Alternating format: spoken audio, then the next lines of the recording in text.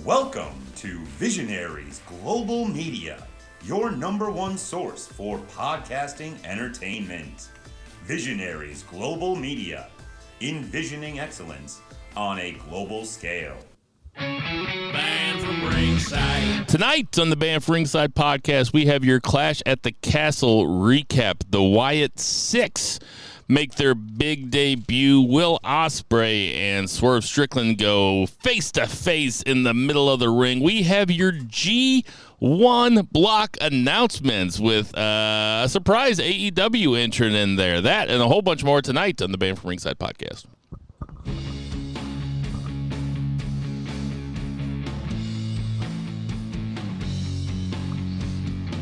Ditch that 9 to 5. It's time to feel alive. Hello, Marks, and welcome to the Band from Ringside podcast. As always, I'm your host, Bill Vagey, a.k.a. Diamond Satchel Page. And sitting directly across from me, we have Jason Cornelius Bell. What's going on, JCB? You make me feel like I'm living a kayfabe dream. The way you turn me on, I can't sleep. Let's run away and don't ever look back. Don't ever look back. And on that lovely note, I'll ask the congregation to bow their heads and I read from the latest edition of the Band from Ringside podcast, volume 364, chapter 3, verse 14. And the good smart saying, hashtag boo the heels. It's all good, baby. Listen, share, subscribe, repeat the holy trinity of BFR. Plenty to talk about, plenty on the table. Let's kick that shit rolling to my man on my left-hand side. We got Vice joining us. What's going on, Vice? Hey, guys. I'm happy to be here. Bill, I got one question for you. What's that? What does Judgment Day and NBA superstar Sean Kemp, the Rain Man, have in common? What's that? They got small hands. No Zach tonight. Zach is doing something that is, frankly, hilarious. He sent us a text with what he would be doing. I'll let him tell it next week if he wants to, but it's very funny and it's not very Zach-like, and I think that you'll all get a big kick out of it. It's funnier than hell. Yeah, you should have to tell the story. We're coming at you from beautiful St. Charles, Missouri. It was hot outside today. It's nice out tonight. They announced the G1 blocks. I was on. I love it. It's the most wonderful time of the year. Yeah. It's the real WrestleMania, good stuff. But we're gonna save that for last because there was a bunch of stuff that came before that you might want to listen to. That's only for the real heads. So if you stick around, and we got NJPW Soul stuff too. But like I said, we're gonna go through WWE and AEW, some AEW analysis from the people who actually watch the product. So without further ado, let's get to that 3 count.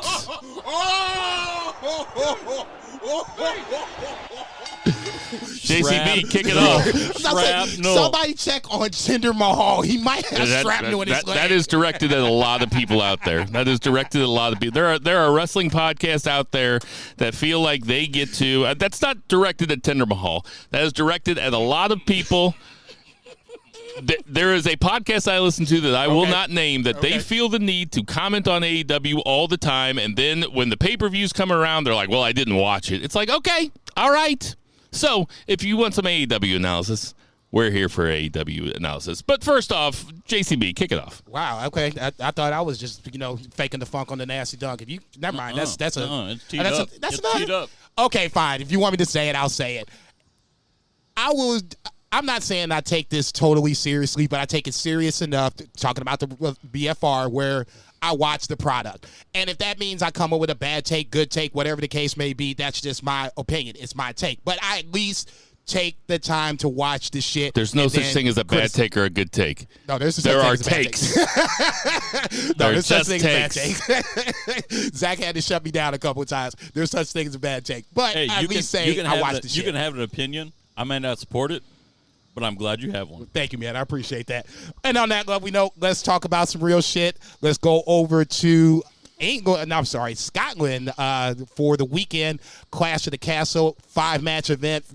Once again, felt like another NXT card, but they packed the action in. So let's start at the top. A surprise opening match, but a good opening match nonetheless. You had AJ Styles versus Cody Rhodes for the WWE Undisputed Championship in the I Quit match. Obviously, AJ luring Cody into this I Quit match. They had a nice little head-to-head segment on SmackDown to build to this match. Both guys got their verbal shots in. AJ, not known for having chops on the mic, did kind of shut Cody down a little bit, where to the point where I was like, okay, we got something going, talking about how he's left these other organizations, promotions, whatever you want to call them, left AEW and now came back to WWE, basically calling him a quitter. So it was a nice little build on both sides to build up to the match. It was, like I said, to me, this was a surprise as the curtain jerker, but I wasn't mad about the shit. I guess one of the biggest criticisms I've seen about this match is at a point where Cody Rhodes is fairly incapacitated and the referee's coming over to see if he's conscious enough to continue the match. I did hear criticism about that's where a possible stoppage of the match should have happened. See Deonna Purrazzo versus Thunder Rosa over the weekend, where Thunder Rosa was basically getting strung up by Deonna Purrazzo, and the referee just came in and stopped the match. I guess people were looking for something similar to this. For those people, all I can say is I'm just not sure what you're looking for. You're probably taking this one step too far because you probably should have known Cody was going to win. But neither here nor there. I understand the criticism. I just don't agree with it. The finish, I'm not a big fan of the steps finish. I'd rather just see it to where maybe he hit him with the steps, similar to what Edge did with Christian. He hit him with the spike pole or the spike bat in the balls and then threaten to do it again. I'd rather see it like that versus seeing AJ go through all this and then kind of punk out at the end without trying to take too much more punishment. Neither here nor there. Predictable finish. We all know this, or at least I assume all of us knew this. For an I Quit match, I thought this was pretty good. It wasn't the best I Quit match I've ever seen. It ain't the worst. Somewhere in the gray. I lean towards it being good. Cody was playing the role as best he could, like I said, for a predictable finish. But all in all, surprising curtain jerker. But once again, Cody Rhodes going over, not a surprise.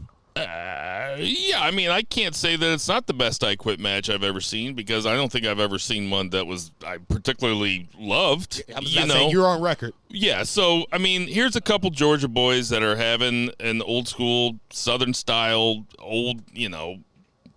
this is how they wrestled back then. That they Georgia wanted wrestling. Yeah, that they wanted to have an I Quit match, and I'm glad that they did. I'm glad that they kept it interesting, because it's tough. It's going to be tough to keep the beginning of this Cody run interesting. When we get to SummerSlam, there could be some intrigue as to whether or not Cody will win or will drop the title there. Nobody thought that he was going to drop the title here. That's why to hear that people had criticism about it's like, okay, there was never a doubt that Cody was going to win.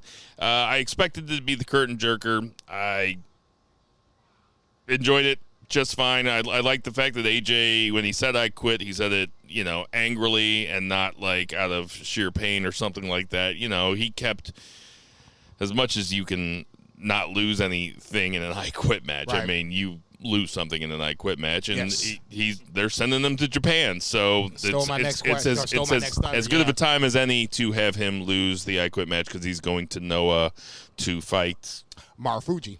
Oh, yeah, we saw Marufuji versus friend of the show, frenemy of the show, Dijakovic, in Illinois one time. So, all right, cool. Yeah, I believe that's 7:13 for those who actually give a fuck. But I don't have much else to add here. There's going to be a bunch of knees in that match. Mm-hmm. A bunch of knees. Yeah, I was getting ready to say Marufuji doesn't fuck around, and AJ was still one of the better high flyers in all of wrestling. So that has intrigue to it. Plus the WWE and Noah doing more stuff together. That's always intriguing. Exciting times. Yeah, we had Shinsuke a few months back last year, and then now obviously you have this as well. So strengthening ties. Obviously, post-match you had the Bloodline led by Solo Sikoa attack Cody Rhodes with Kevin Owens and Randy Orton making the save. Smells like six-man tag for Money in the Bank, and then a possible title defense. I shouldn't say possible. A title defense at SummerSlam. TBA for the opponent for Cody Rhodes. My guess feels like Solo Sikoa. At least that's the way they kind of feel like they're building towards that. But obviously we're still a couple months away from that. But interesting post-match angle. I know some people don't like this 2.0 Bloodline. I'm still enjoying it. Like I said, for me, Paul Heyman is the guy that's stirring the drink. I can't remember if we talked about this last week. What is people's problem with Bloodline 2.0? It's still good. It's great. I think it's Solo being the head is not something that people are enjoying, which to me is the funniest part about WWE fans or just fans in general, the fickleness. I'll take Bryan Danielson's word. Do you remember what Harvey Keitel says to George Clooney in From Dusk Till Dawn after they cross the border and they're in the titty twister and they're getting drunk? Do you remember what Harvey Keitel says to George Clooney there when some guy brushes up against him, George Clooney wants to fight him? It's one of the best lines ever. Harvey Keitel says to him, "Are you such a loser that you don't know when you've won?" That's what I feel like saying to wrestling fans. It's like, you guys are mad at the Bloodline. It's like, this is all the shit that you ever wanted. They built up Solo Sikoa for years to have him in a spot like this. He was perfect in his role. And now he moves into this role, and he's perfect in it. And people are still bitching about it? Jesus Christ. Guys, try to enjoy yourselves.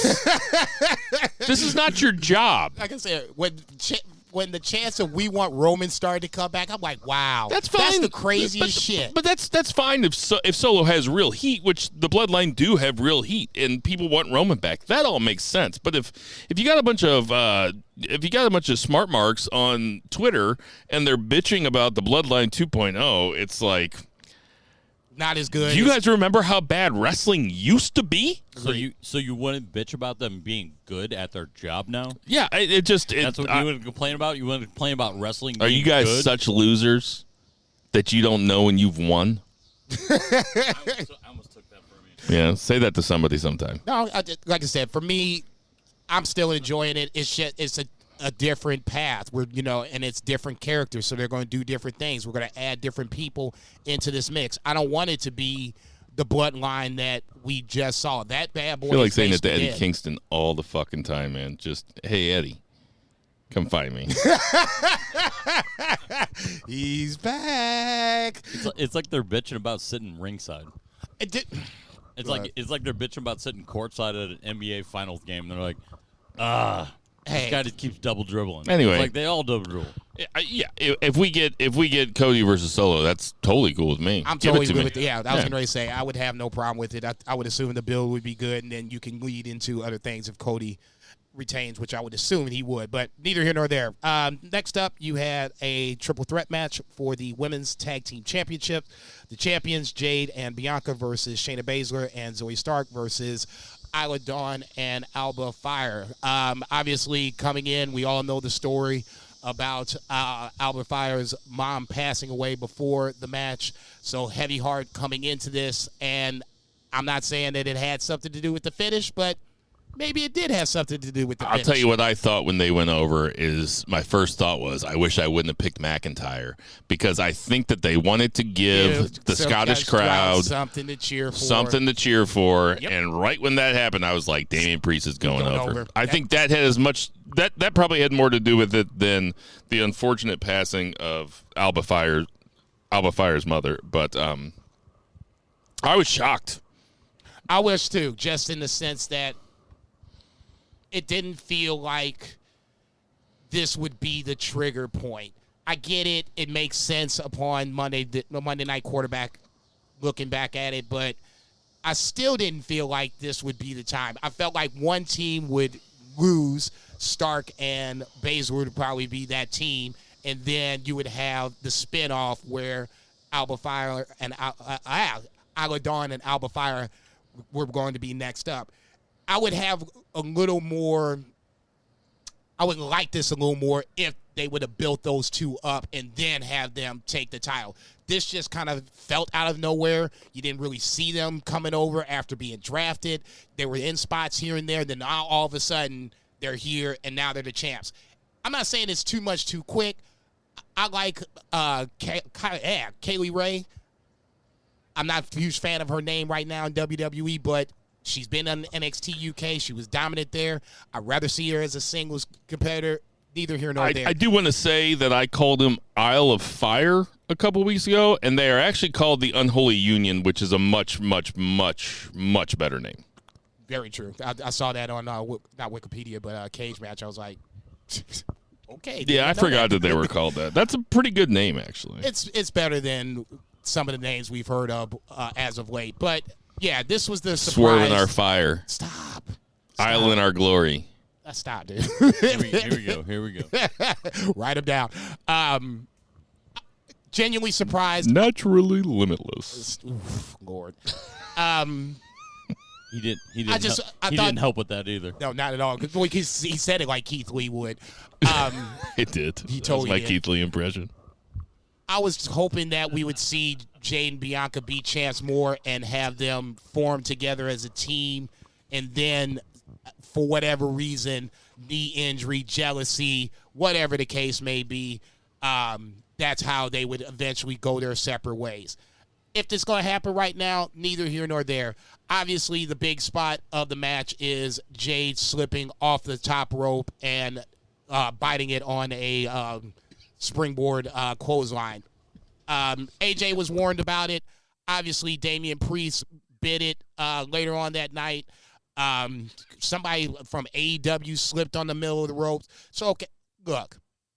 Whenever you jokers want to get out there and do that shit and do it flawlessly, knock yourselves out. I'm not defending Jade, but I'm not going to sit up here and say that's the easiest shit in the world. It was a problem with the ropes. Like, I saw a thing where the referee went up to AJ Styles directly and said, like, pointed at the ropes and was like, these aren't as tight as they need to be. Like, that is not an issue with any of the performers. So if people are going at Jade for that. Oh, they went hard on, immediately. That's why I'm so glad that I'm off of wrestling Twitter, because I see some stuff, but not all stuff. That was a problem. That's not a problem with the performers. That's a problem with the drunken Scottish union guys that they got to work over there. They farmed that out to those drunks over in Scotland. Hey, Scotland. Don't. Come find me. God damn. Anyway, come on, man. I got some friends over there, man. What you doing? I'm glad everybody's okay. No.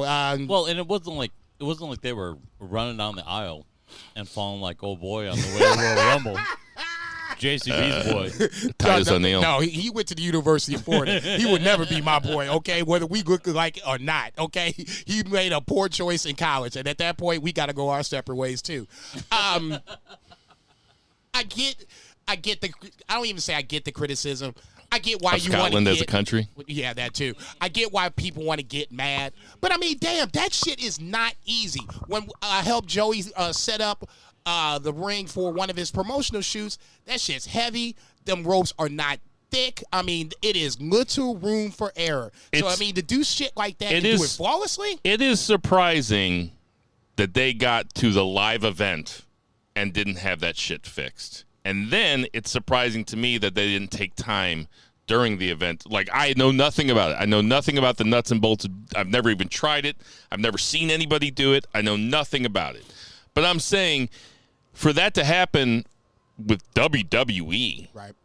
I mean, which is, by all accounts, a fucking machine in terms of pumping out live events and making it safe and being OSHA-approved and everything, except for the spots, that for it to go that long and still be a problem by the main event surprises me. It's a little. I bet Triple H wanted some butts. It's a little disappointing, especially with Jade here. I want some butts. Who always used to say that is Kevin Connors. Old Top Gun. He wants some butts. And I totally understand. I want them now. And it's frustrating to watch.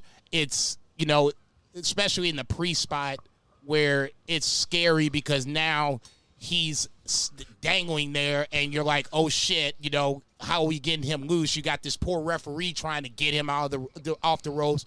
God bless Drew McIntyre. I'll tell you what, if we're talking about Drew McIntyre saved the whole thing. Drew McIntyre. He just went at him. Yeah, and that's. And I appreciate that. Let's just talk about that because since we're already on it, we'll come back to the other two matches. Drew McIntyre, pro's pro. Without question. The reason why I wanted, and I don't want to say I wanted to see him lose, but I said it last week. I wanted to see the reaction after he lost. How far was he going to go with this as a meltdown? And he did it perfectly. I'll give the credit to the fact that they had Punk right there ready to go. We saw it on Monday night. Give me your shirt, and he ran out there. The direction of it, whoever made sure that you had the wide screen, and then when he slid in the ring, you saw the back of him. You never saw who it was until they were ready to show who it was. And at that point, that was a masterful little stroke of performance there. I so appreciate them showing CM Punk backstage pulling that off. That, to me, is like the next that's like the next evolution of like wrestling television, is like, show me more of the kayfabe. Like, how did this guy get to the ring? How did these guys end up jumping the dudes in the dressing room, which is what Joe and Hook are doing too, right. Which I appreciate that. That is cool to me. And them showing CM Punk like seize the moment, and like CM Punk was acting and he acted like, oh shit, right here. He's like, give me the ref shirt. That was brilliant. I loved it. It's so well done because you can see them seeing it from both perspectives, and now you're getting the fans into it. And this is a feud that fans are invested in. Either you like Drew McIntyre or you like CM Punk. There's not too many people that ride the fence, especially when it comes to Punk. Even if you don't like Drew, you don't like CM Punk. So anybody that comes across him, you probably just like on the humbug. Go ahead. So, yeah, I like the ending of the match. I like the cleverness of it. I really wanted Drew McIntyre to win. Like, that, and to me, they're not trying to make CM Punk a babyface at all. That is some heel shit, man. Heel shit. It was heel shit, obviously, in Scotland, but I don't think that ultimately it matters, because fans are just going to like Punk or not like Punk. It's not. I don't think. I get what you're saying, and I agree with it. He cannot create new heat. Everybody he's got heat with, he's already got heat with. Seth coming back, yeah. Drew, yeah. I'm talking about the fans. At this point, you probably can't. I mean, there's not much more that he could do unless he just imploded the WWE locker room. He will never get heat from the CM Punk diehards, and there are a lot. I Even if he's a heel, is what I'm saying. No, I can't say I disagree with that. I'll just say, like, to me, I love what they did. I agree with you to a certain extent of you can't hate him anymore, or, they've hit their ceiling with the CM Punk haters. The only thing that I can see them just now getting erupted in, if he just disrupted a pay-per-view of some sort, to where now you've really taken it to another step, to where now you've got a new reason to hate him. I mean, he's basically done everything in the world for you to dislike this motherfucker. Him fucking up a major show would probably be the only other thing that I can think of off the top of my head. Maybe sandbagging moves, shit like that. That doesn't seem like Punk. So maybe we've seen the worst that we've possibly seen out of CM Punk, and I'm sure as soon as I said that, it would do something stupid. As far as the priest botch goes, that's really unfortunate, and I'm glad he's okay, because I was like, Drew McIntyre was so good in that part by saving it that it made me question what I saw. I was like, did he do that on purpose? I was like, what the fuck just happened? Because it looked bad. Oh, he looked bad off the jump, and I was like, okay, so what we gonna do? And for 10 or 15 seconds, you had that little pause.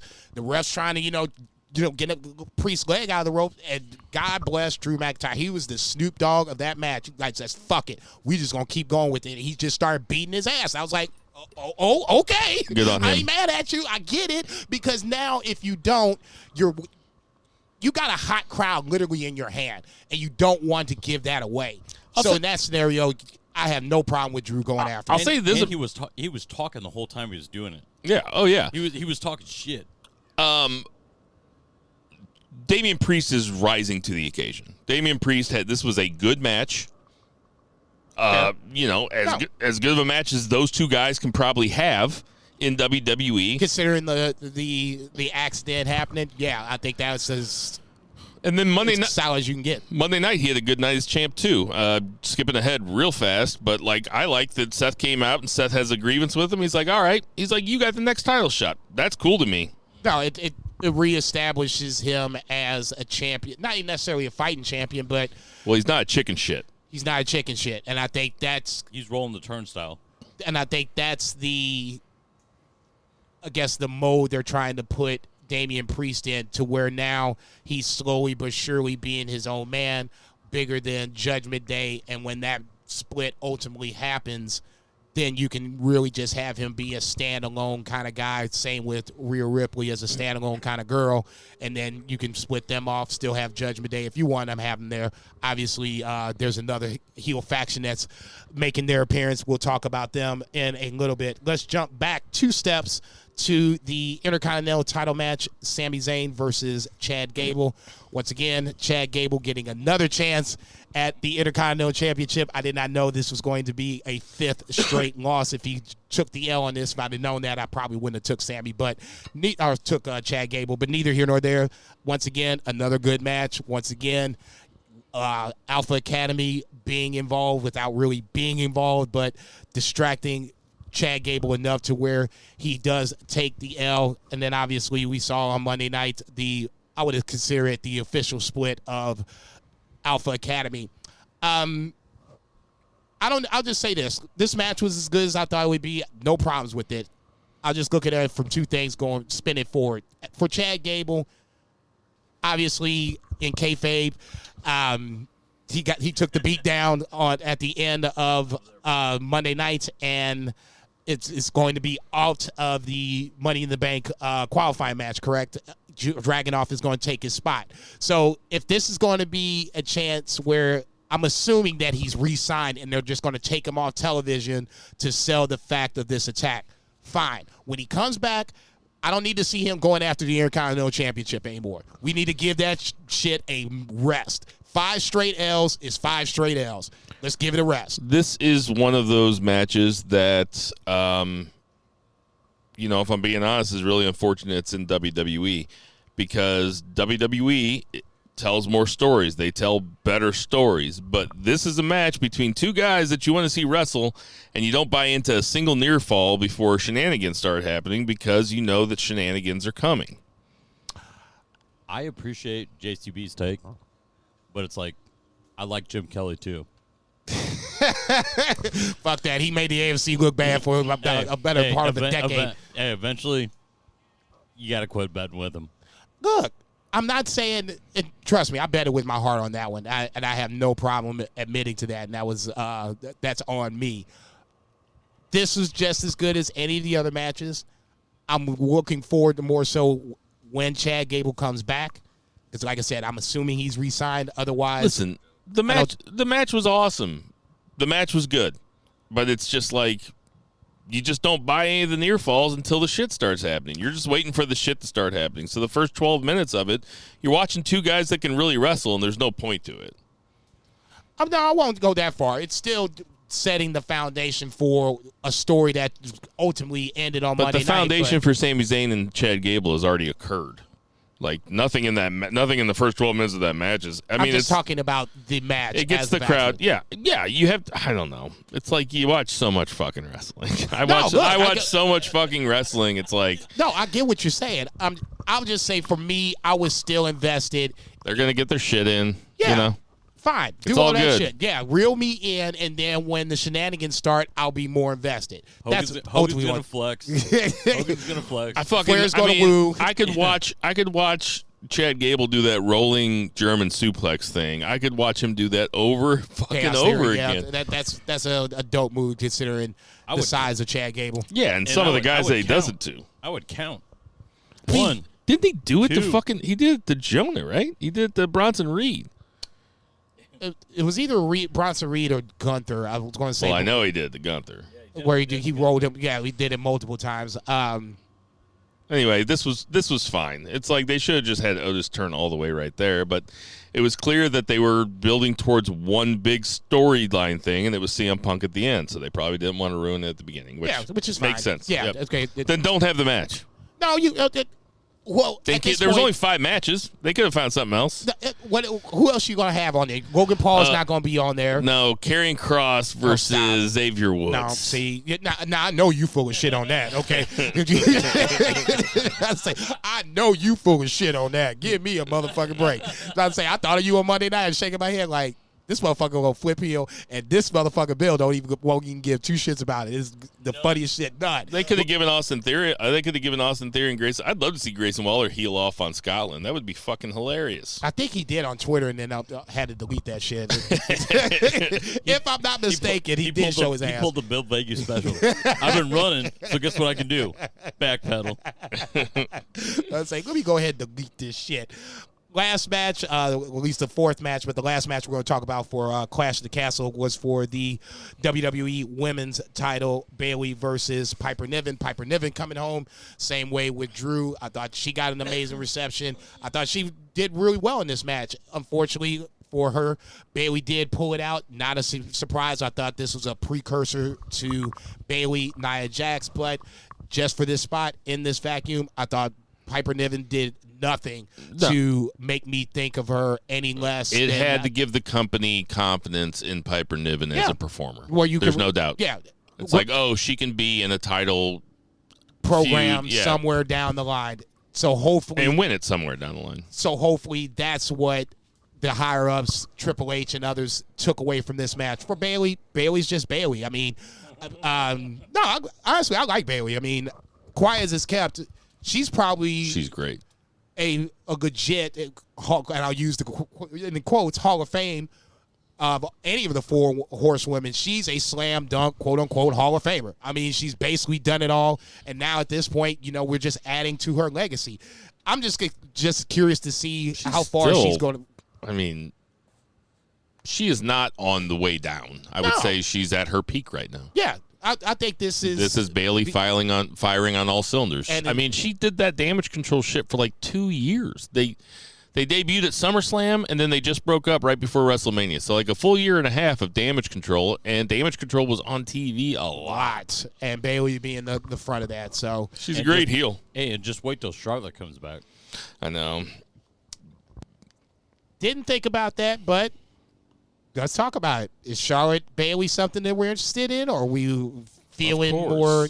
Or well, I was getting ready to say, are we flipping it to the other side? Liv Morgan hanging out on the other side. Which would you rather see, Charlotte Bayley or Charlotte Liv Morgan? I don't care what Liv Morgan does. I want to see Charlotte versus Bayley. Like that's the match, and then Rhea Ripley versus Liv Morgan. Like I like what Liv Morgan is doing, but I want to see Charlotte versus anything. Yeah, Charlotte, she's incredible. When I see Charlotte on there, I'm like, yep, doing this. I don't care if she's fighting big match Charlotte. I don't care if she's fighting three bear. She has a lot. I'm watching that match. Man. When she has a big match, she comes through. She's had a lot of great matches. A ton. I'm not saying that. And Bayley's awesome. No. And Charlotte's a natural heel. Have her come back and be a heel and have it be Bayley Charlotte. Yeah, and just talk shit and just go for that another title. Yeah. I wouldn't have a problem with that. I'm not saying I miss Charlotte, but just throw in the mix, have a Bayley Charlotte. FTW. Stop, nigga. Damn. It's not a real belt.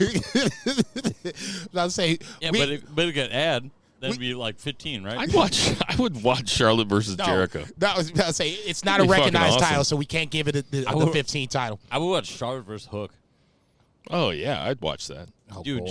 she's like 6 inches taller than him. I would watch Charlotte versus Hook. That'd be fun. It'd be like watching a mom. I was just thinking about Charlotte versus Jericho. How come we never talk about this when we're talking about dream matches? Dude, Charlotte. If it's a dream match, you can go intergender. Hey, Charlotte versus Hook would be like watching like a mom beat her kid in Target. Stop. I'd watch Angle versus Rousey. Angle could get a good match out of her. Good. No. Fuck you. That's a great Twitter question. No. Could Angle get a good match out of Ronda Rousey? No. Hell no. Okay. Angle in his prime. No, good. Yes, he could. Yeah, okay, I'm going to let you tell it. Move on. Thank you. Let's go over to Monday Night Raw, where obviously the aforementioned Seth Rollins makes his return. Talks about winning Money in the Bank. Damian Priest challenges him for the world title. That is going to be a Money in the Bank match now for the WWE World Heavyweight Championship. Priest versus Seth Rollins. Interest high, mid, low to a Priest-Seth Rollins feud then match at Money in the Bank? High, really high. I don't know who's going to win. I think they could go either way. I was thinking the same thing when I saw it. and Seth Rollins took the appropriate amount of time off. It feels like it's nice to have him back. The Raw is better with Seth Rollins on the show. There's no doubt about that. Oh, I disagree with that. He looked refreshed, and I liked his outfit. Yeah, that outfit was something. All right, I'll say that much. It looked like I know something about the Money in the Bank suitcase. What was Umaga's manager's name? He wore all white. He had the hat. I didn't watch during the Umaga shit. That's who he reminded me of. Kerwin White? Immediately. No, hell no. Chad Gable. Kerwin White. Chad Gable quarters had a piercing. Of course it's White. Yeah, of course. He says he's going for the Money in the Bank. Obviously, that's not happening because of the Wyatts. Speaking of Chad Gable, he loses to Braun Strowman. We'll talk about him more in a bit. Damian Priest, Finn Balor backstage. Finn's saying that he's going to win Money in the Bank and then cash it in on Cody Rhodes, you suckers. Everybody was getting ready to fall for that. I'm not falling for that. God bless you, Finn. I like the sneakiness of Finn lately, snaking the hotel key. Now, playing with Damian Priest's emotions. Finn Balor is set to have an interesting 2024. We can stop here if you want. I mean, they could easily take the belt. This just got me. The wheels are turning. They could easily take the belt off of Damian Priest by Seth Rollins, have Seth Rollins Gunther at SummerSlam, and have Priest versus Finn at SummerSlam, and that would be another big match if they wanted to. Yeah, but if Priest doesn't have the title, why is it a big match? Because it's the Judgment Day breakup. Assuming so it's have like, Rhea come back in the middle and destroy them all. So it's like the third. Man, that is a good idea. Calm down. But then it's like still like the third match on the card. Like you're not. Yeah, but opening still, with it's a SummerSlam match though, and it looks good on paper. It would make sense only if we made a build from now to SummerSlam. Oh my God! Think if they did that. Think if they had Finn versus Priest at SummerSlam. Follow me. This is me with the pencil. Go ahead. Okay. Go ahead. These guys are in the middle of a 15-minute slobber knocker. They have a real great build to it. Rhea hasn't shown up yet. Everybody's like, when's Rhea come back? Oh, she's not coming back for SummerSlam. That's weird. You have Rhea interfere in the Finn Balor Damian Priest match and just have her destroy them both. And be like, fuck you guys. You guys couldn't keep the Judgment Day together? God damn, that would be fucking huge if Rhea came out and beat up those two dudes. Oh my God, she'd be the biggest star in the fucking world, guys. Yeah, she'd be in the Marine 7. But you know exactly why she'd do that? Because the Judgment Day has small hands. Stop. I'm just saying. That would be fucking massive. Give me the pencil. Damn, dog. I was about to say, you just killing motherfuckers off like that. Okay. I mean, look, I'm not saying that I don't hate the idea. I'm not sure how much Priest and Balor lose by having Rhea Ripley beat him up. Well, if they're already 15 minutes into a match and they're both like knocked out or something, and you just have Rhea come out and destroy him, I'm booking it. Yeah, but if Priest, you don't like it, you can go to Impact. No. He's not going to go to Impact. If you don't like it, go over to AEW and mid-card. Oh, stop. No. Ask Pac what it's like to job. Yikes. Okay, moving on. Io Sky versus Kiana James versus Zelina Vega. Winner gets the spot in the Money in the Bank qualifying match. For the ladies' side, Io Sky wins. Obviously, you ain't right. You ain't shit, nigga. Zelina Vega and Liv Morgan have a beef in the middle of the match. So this feels like a spinoff where Io is going to go to the Money in the Bank match, obviously. And I'll just say this. When I was watching this match, and this is just, I'm going to fantasy book for 30 seconds. If I did Money in the Bank, I wouldn't have any former world champions in the match, qualifying or otherwise. If we're going to make a star, then let's make a fucking star. This is the chance to actually do this shit. Like they'd always have Kane in there. It's like, get Kane the fuck out of there. Okay, Io is there for the high flying moves, high spots, whatever you want to call it. Okay, fair enough. I get that. But for me personally, I like the fact that if you're going to do it, let's do it the way it was intended on being done. Let's create a new star. That doesn't bother me at all, really. Fair enough. I think if you have somebody whose name is Genius of the Sky, you better have her in your big fucking ladder match. Look, like I said, I understand it. I'm just, for me, if I was the dude, I'm just saying I understand. Yeah, right. I ain't saying you kill a bitch, but I understand. I'm not saying OJ should have done it. I'm just saying I understand. Braun Breaker, Ricochet, we saw them. Another clip of that. Once again, Ricochet feels like more and more he's riding off into the sunset as Braun Breaker is ascending to the top of the card.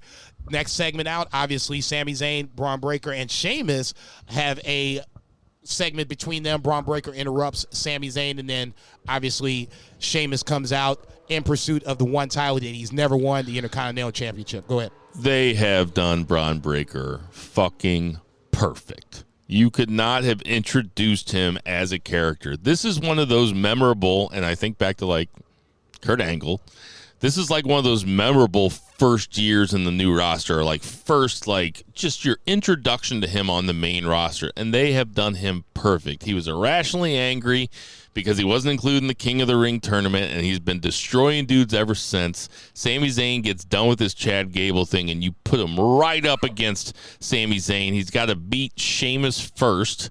He acts all hard to Sheamus. He's like, fine, come on, old man. Has a fucking killer match with him. And now it looks like we're staring down the Sami Zayn Braun Breaker program, which to me is very exciting. I would be lying if I said I was thinking Braun Breaker, Sami Zayn, but I'm with you. I am very intrigued. They have done Braun no disservice, making him look like a absolute killing machine. Obviously, the moment of the night was the spear on Ludwig Kaiser, and credit to Ludwig Kaiser, he sold it well. Where when you saw them, coming for impact, you can Ludwig jumped up just enough to where like Braun Breaker caught him in the middle of the come down and just speared the shit out of him. I was like, oh my God, this is the greatest fucking thing ever. Yeah, Ludwig Kaiser can fucking sell. Sometimes I look at Ludwig Kaiser and I'm like, oh yeah, you played soccer when you were a kid. Dude, you can fucking sell, dude. It was like 70% spear, 40% Ludwig Kaiser, 50% the ground underneath him, 25% the atmosphere, and then like 40 more % the crowd. It was great. Vice math over there. Steiner math, yeah. No, that's vice math. Fuck Steiner. Just say you can wait for that. That's fucking vice math over there. Dragon Lee loses to Carlito. Little bit of surprise. Said it before. Dragon Lee is someone I thought would be more of an impact player on the main roster. A part of me, I'm not gonna lie, I was thinking it was like, damn, I wish he could go back to NXT. At least he gets some play there. It just feels like Dragon Lee's in a weird spot where he needs to be pushed, but ain't getting pushed. Losing to Carlito in a fuckery kind of way. The WWE audience cannot handle more than one guy in a mask. It's proven throughout time. They haven't been conditioned for it. Dragon Lee can't get over until Rey Mysterio steps aside. Rey Mysterio is a selfish dad, a bad dad. Just ask Dom. And he's also a selfish wrestler. Get out of the way. Move out of the way for Dragon Lee. Well, Dragon Lee's going to step up when Ricochet gets pushed aside, right? Because they're pretty much... If he takes off his mask... They're pretty much playing the same card in the same room. He's got to take off his mask. I don't think the mask has anything to do with anything. I do. I don't, man. I'm telling you. I'm sorry. There's only room for one mask guy to the WWE universe. I'm not saying it's right. I can't buy. I'm just telling you how it is. I love you. I can't buy what you're telling. Hey, he just I can't stop the rain, but I can give you the best umbrella. Thanks, Rihanna. You can stand under my... All right, let me stop. Drake, right? I was doing an album fire. Shut up. They find Shayna and Zoe backstage. Looks like they're going to have a match amongst themselves. No Jade, no Bianca. At least yet, we'll see them on SmackDown on Friday night. I'm sure they'll have some sort of segment with them and them wanting a rematch because obviously neither one of those women got pinned. Neither here nor there. That should be coming up here in a little bit. You see the CM Punk segment we were talking about with him grabbing the referee's shirt to come out to the ring. You have the official, I would assume, split of Alpha Academy where Chad Gable is now looking forward to big things. But once again, We'll talk about Chad Gable in a little bit. Drew McIntyre officially, quote-unquote, quits WWE. We can stop right here because I think this is a good place to stop. I like the fact that Drew McIntyre is taking it 1-2 steps further, deleting social media. If you're going to lean into it, let's lean into this Did he shit. delete his social media? Yes. Oh, good for him. So at that point, I'm like, okay, I don't believe it, but you're at least You know that sticking to- motherfucker can't quit cold turkey. You know he's got He a got a burner burner. account. You know he's got an alt. Look at him. You know what I'm saying? You know he's got a burner account sitting around. I said the same thing, too. I ain't even gonna lie. I was like, this motherfucker ain't done. He run around on Twitter just can't respond to shit, just looking at motherfuckers talking crazy shit.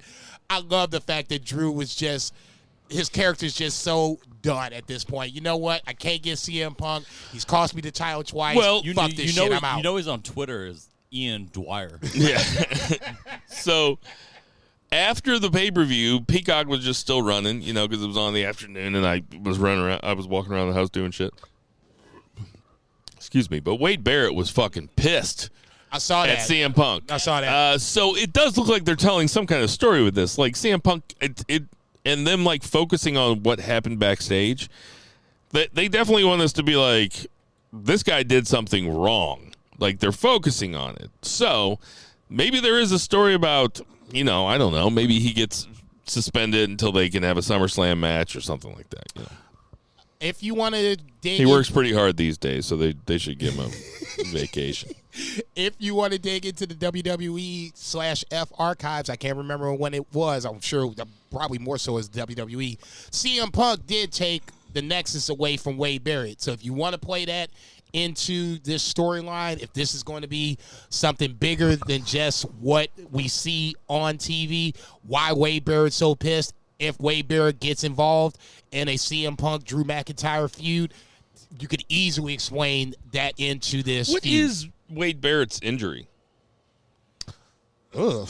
That is a very good question. I don't know why he's not wrestling. I guess anymore. I've never even thought about him coming back. Is there any chance of him wrestling again, or is he done? Is he like allergic to CM Punk or what? I don't think so. I think that I would love to see Bad News Barrett back. I'm sure. I think it's an injury where he can't come back to wrestle. I think that's the case. If it's not, I wouldn't mind a one-off Punk versus Wade Barrett. If you wanted to go that route, I think honestly it's an injury where he can't come back. I was a big Wade Barrett mark. I like Wade Barrett. I thought they did him dirty. They did. He was an up-and-coming heel, and then they snatched the rug from underneath them with John Cena destroying the Nexus. I think that was a Survivor Series, and he was never the same. That was Bulldozer Cena. Okay, League of Nations, get the fuck out of here. That was doomed from the start. Those guys were good, though. Who the fuck was that? That was Sheamus, Barrett, Rusev, and Del Alberto. Rio. Oh man, that's a dope team. And look, if you'd have did that under the Triple H regime, I'd have had a much more like, okay, maybe this has some sort of legs to it. Under Vince, man, Vince was just throwing them jokers together. This is your jobber Is faction. that who it was? It was Sheamus, Barrett, Rusev, and Del Rio. No, not Rusev. Yeah, it was Rusev. Rusev, Del Rio, Sheamus, and Wade Barrett. That was the League of Nations. That is a fucking stack team. Yeah, but if you look at it upon retrospect, you're like, damn. You got Sheamus's Murdoch out there. That is a fucking killer's row, man. When you look back on it, you're like, damn, that could have actually worked if you'd have If put some Sheamus is the investment worst into it. dude in your faction, that's a pretty good faction. Sheamus is not worse than Del Rio. Del Rio I'm a is Del like, Rio mark, except for all the assault stuff. Man, that says a lot. okay, so let's I let's love play Del the Rio. game. I Let's play the love game. Del Rio. Rank the League of Nations worst to best. Are you asking me Yeah. just personally? Who do I Yes. like the best? Yeah, rank them worst to best. Oh, well, my favorite out of those guys is Rusev, and then I'd go Barrett, and then I'd go Del Rio, then I'd go Sheamus. That's just my personal rankings. I think that's a fucking wild team, man. Look, like, Have a good name too. go ahead, Vice. No. I'm not even picking up the mic. I'll do the same just because I asked you to do it. I put you on the spot. I'll do the same for We are myself. really going off on tangents tonight. Del Rio 4, Sheamus 3, Rusev 2. Wade Barrett, to me, is totally underrated and should have gotten a lot more run. I'll put him at 1.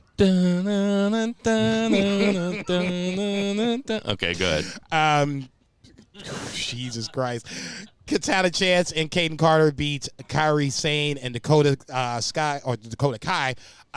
Post-match, Io Sky runs down Damage Control. So something's happening there. Not sure what it is. Asuka's coming back from injury, but I don't think that's necessarily the case. We do finally get Sheamus versus Braun Breaker. That ends in a DQ as Ludwig Kaiser pulls Sheamus out of the ring, and then obviously all hell breaks loose from that point. Spear of the Year from Braun Breaker.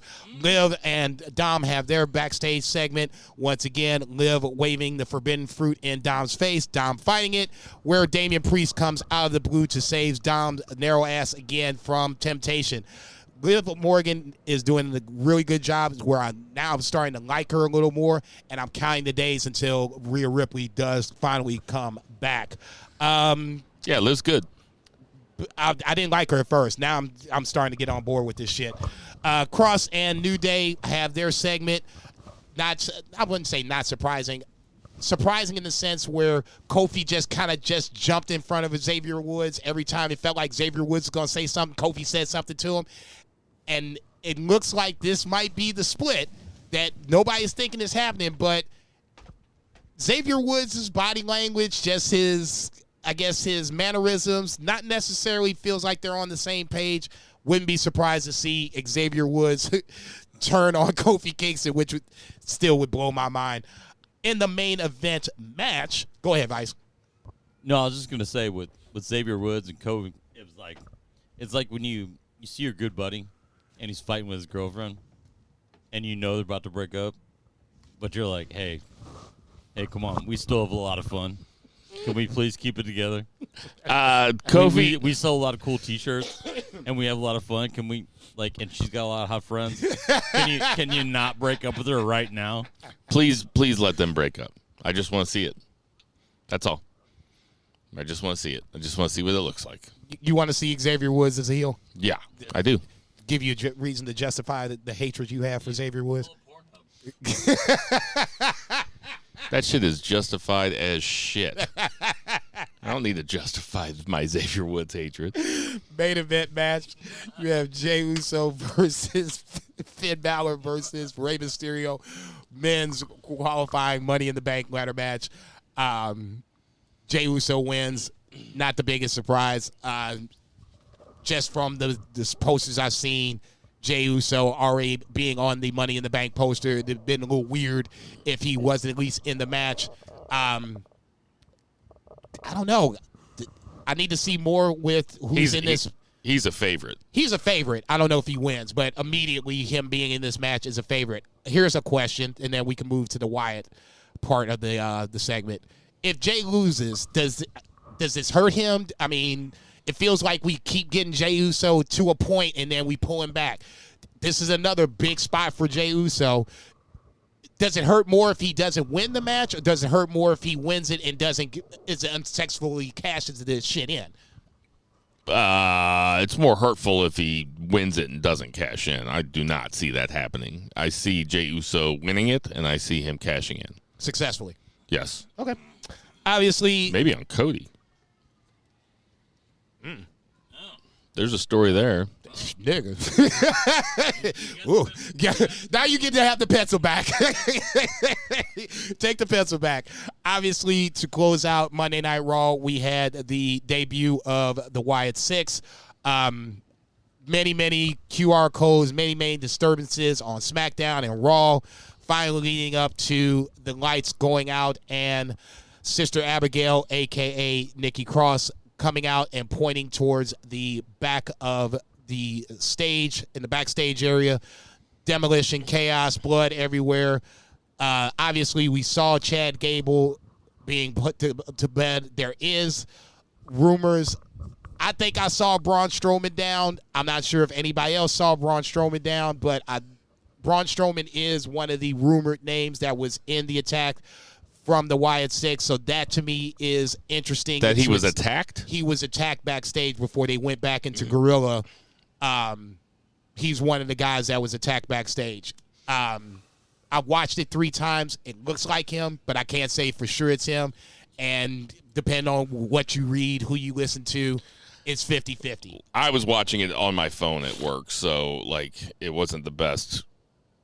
It was dark for a reason. I think they purposely showed you Chad Gable for a reason.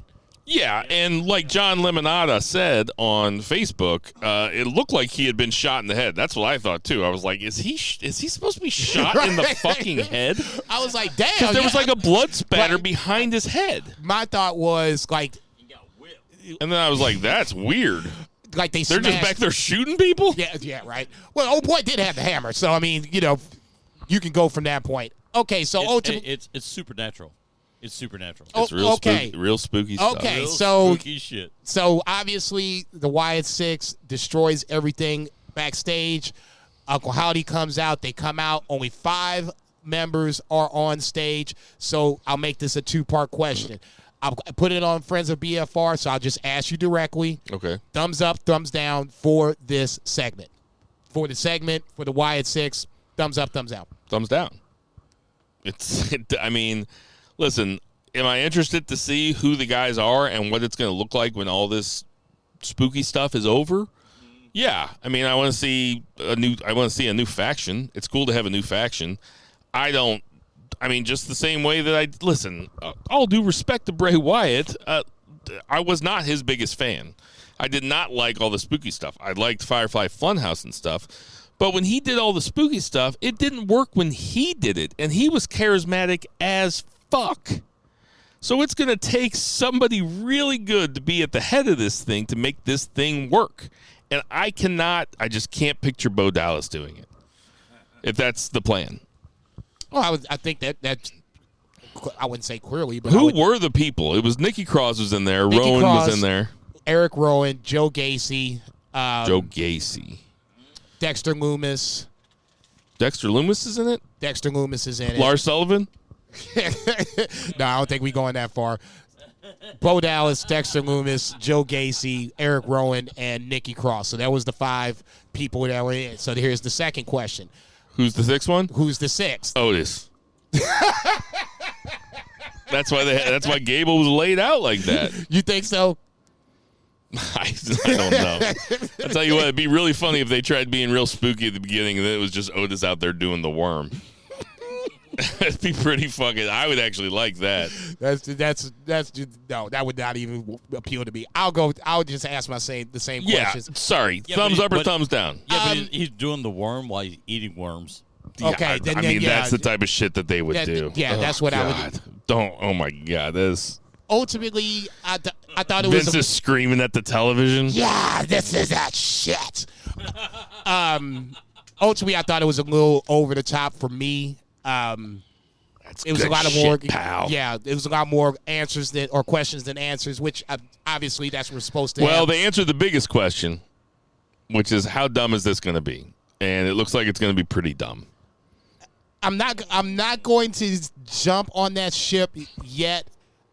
Don't get me wrong. I have reservations just because, like I said, it just felt like this was I get what you're trying to do, but it felt just over the top. In this new era with Triple H, where that's the reason I'm giving it a chance.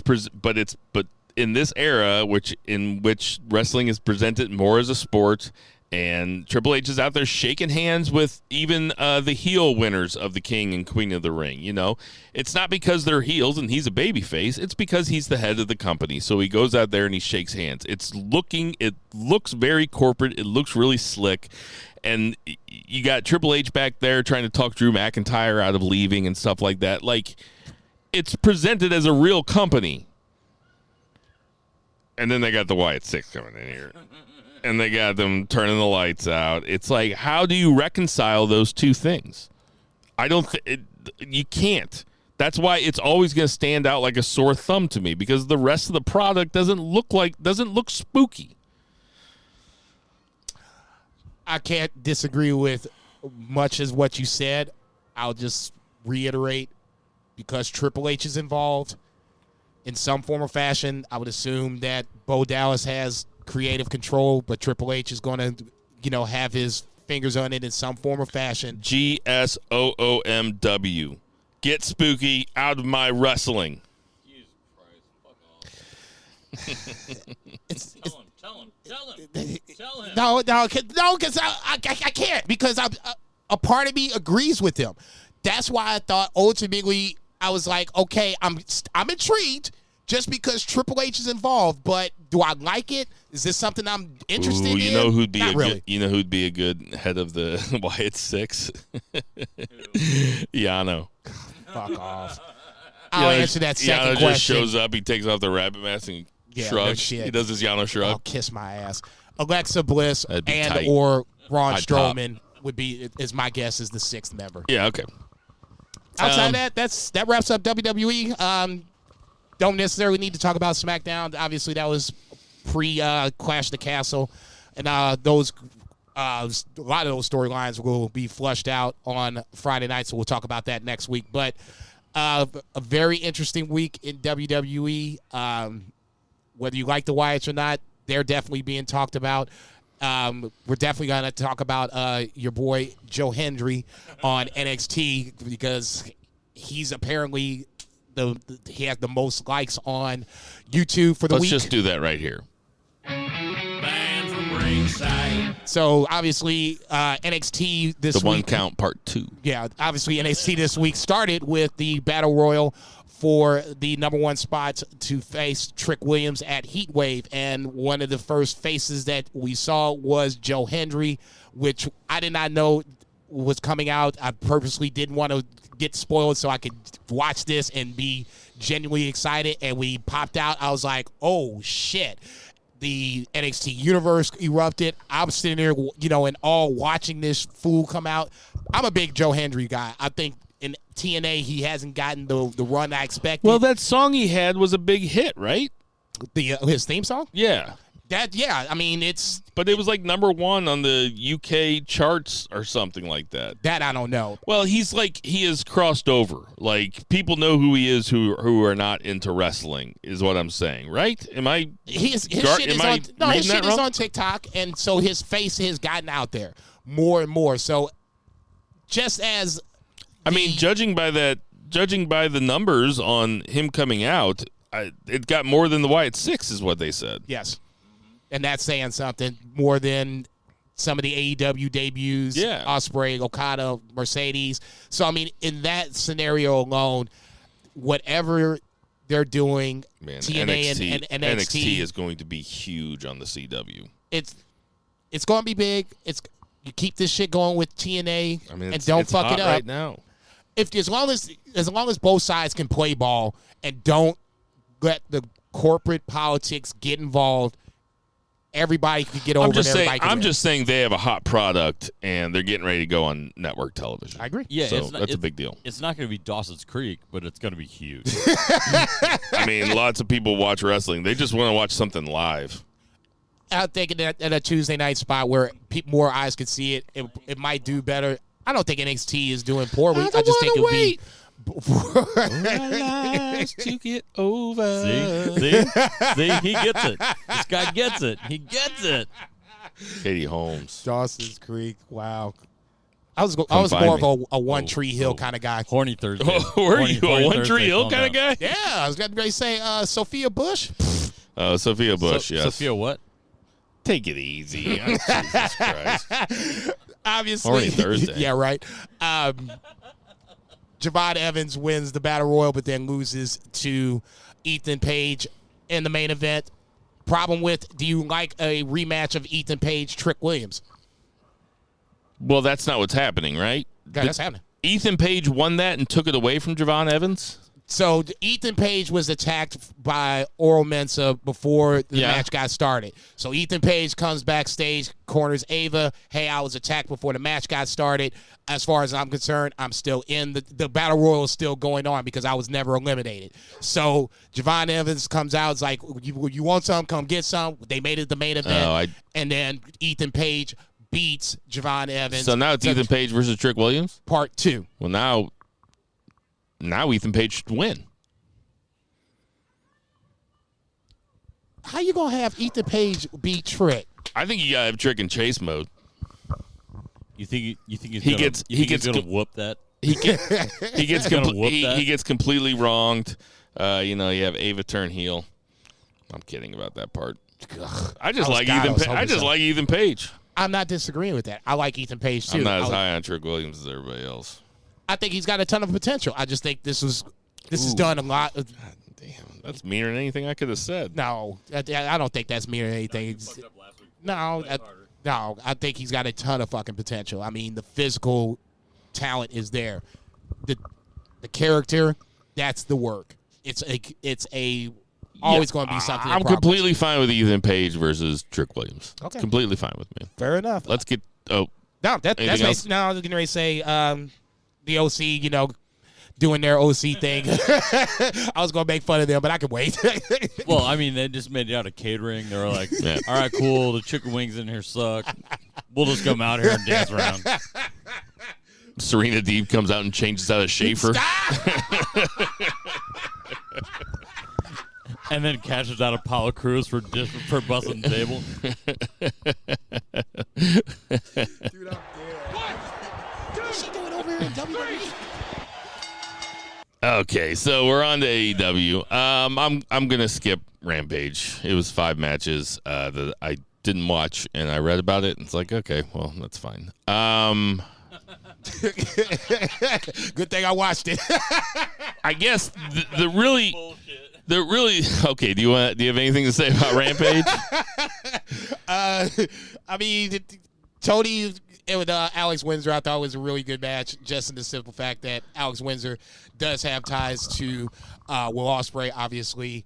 The woman he's dating, baby mama. I'm assuming they're not married yet. Neither here nor there. I think she's a good talent, and to have her against Toni Storm. Unprofessional bullshit. I'll at least watch the shit, motherfucker. Have her against Toni Storm was good, but the more interesting part of it was the fact that you still see Toni Storm softening to Mariah May, opening up the fact that Mariah May could stab her in the back at any given point, especially if she wins the Owen Hart tournament. I'm gonna skip some of this stuff on Collision. Also, I did watch Collision. I watched all of it. Listen, I read about Rampage. There's every time I read about Rampage, it's like, well, I didn't have to watch that. That really is for the sickos. Rampage, Blackpool Combat Club versus Leo Rush, TMDK. And then who else do I have written on here? Rocky. Oh yeah, Rocky Romero. Don't really have to talk about that. Moxley cuts a promo afterwards, says, I'm gonna end you, Naito. He cuts a fiery promo. Jason's rolling his eyes. Jason, Naito's gonna win that back from Moxley, right? There's no question, right? 100% chance. No, I don't think there's a 100% chance. I think it's a legitimate coin flip. I really do. I think Naito's winning it back. Okay, so like I said, Billy's taking the lead pipe block of the week. Yeah, it's my lead pipe block of the week. Sucker. Go Naito. Honestly, if Naito wins it back, then to me, what was the point of him losing it? Moxley to me is to give him a break. Moxley to me is fine as the champion. It's not my choice, but hopefully he can get other guys over. What is your level of excitement for Moxley Naito 2? 4. Out of 100? Out of 10. I'll be nice. Yeah. Yeah. I thought that yours was going to be higher just because you're such a Naito guy, but yeah, I'm at about a 4. To me, it's lose-lose. If Moxley wins, then okay, he feels like he's kind of supposed to win. If Naito wins, then why do we give Moxley this title run? Because all the matches that he's had, Naito could have had those same matches and nobody would have blinked. So to me, it doesn't serve a purpose. You know who I feel bad for? Dalton Castle. Nigga. Dude. He deserves better. A little bit, yeah. All bullshit aside. He's out there jobbing to Hechicero, which is fine. I know, obviously they like Hechicero, but is it Hechicero? No, you said it right, Hechicero. But that to me is like what I was saying last week. All of a sudden now, you got the CMLL guys coming back, and, they're getting, play a month from now, 2 months from now. That's, are we going to see them again, or is this just for Forbidden Door?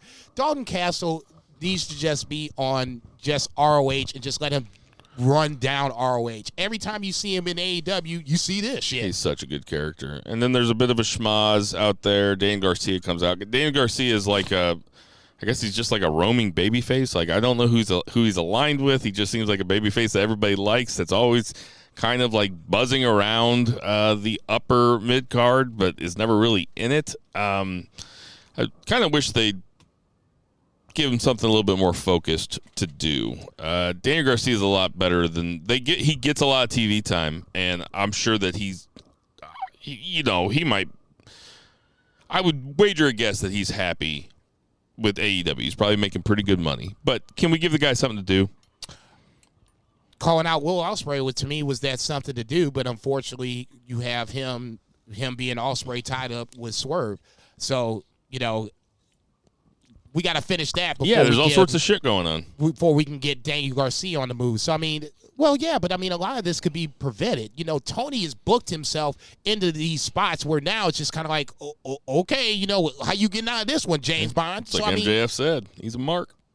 And God bless him for it. I love the fact that he's giving me crazy-ass matches. I'm like, damn, I never thought I'd see this shit. He's literally living in his toy box.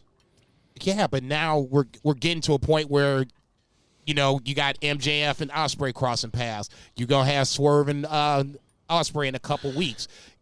Decisions are going to have to be made, and this is going to affect how AEW works going forward. You know what AEW does that I wish they wouldn't do that WWE always did is that when a reporter is interviewing somebody in the back, like you got Top Flight and Leo Rush back there, and they have their little interaction. Looks like Leo Rush wants to be like, hey, I'll hang out with you guys.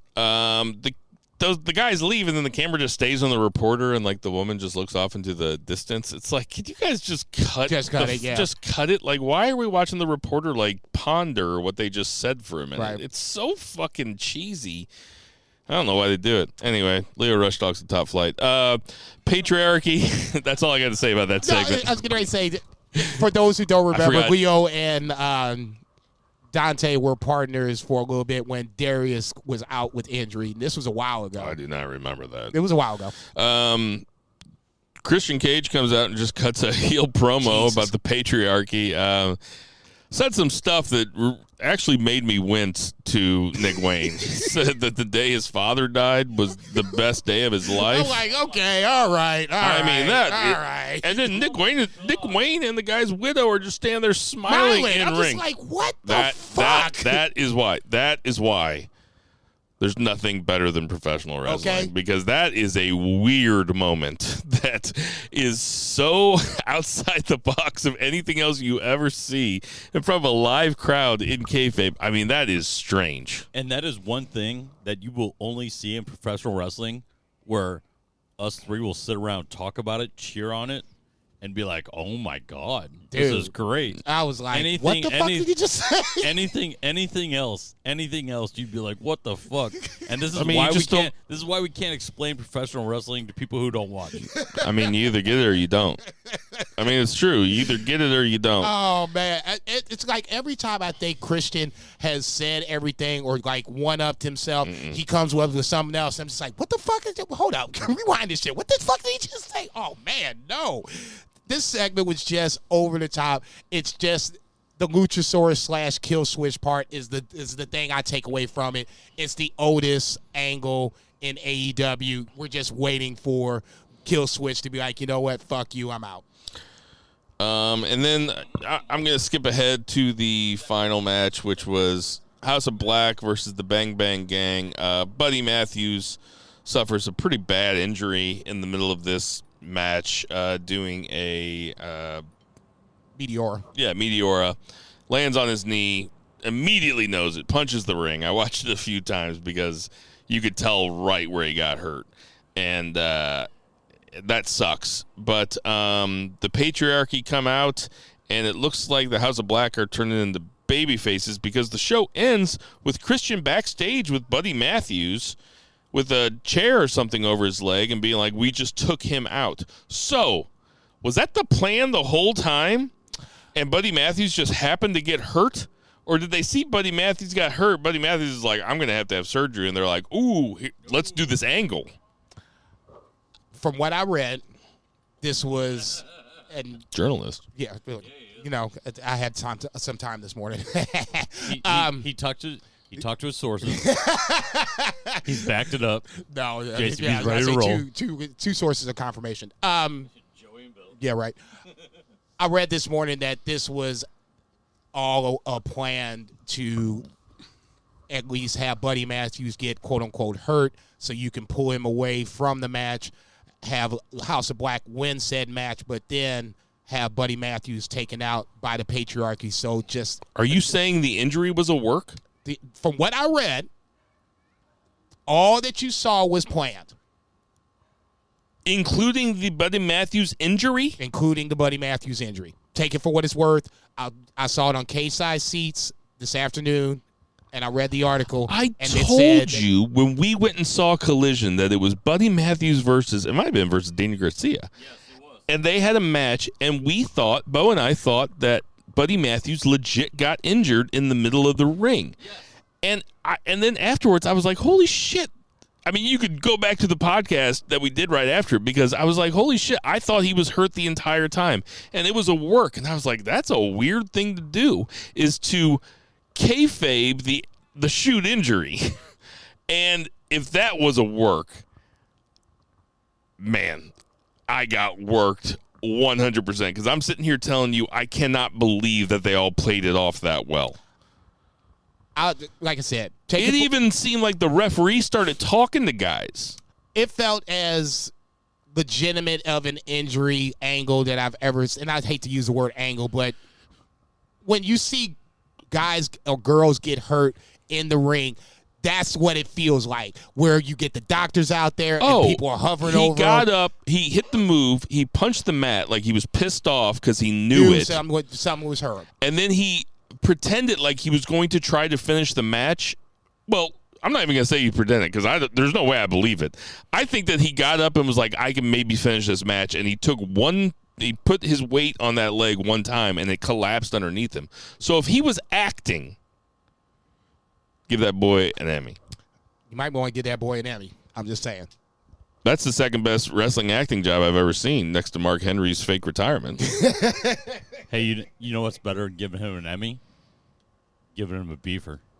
I mean, worked injury of the year. Beefer worked injury of the year. I was about to say, who wants a beefer? I was about to say, who wants a beefer? He might have a point there because we got some beefers over here. I thought he was legitimately y'all bring some beefers. I was gonna say I thought he was legitimately hurt for a hot second. They brought a couple beefers with them. Yeah.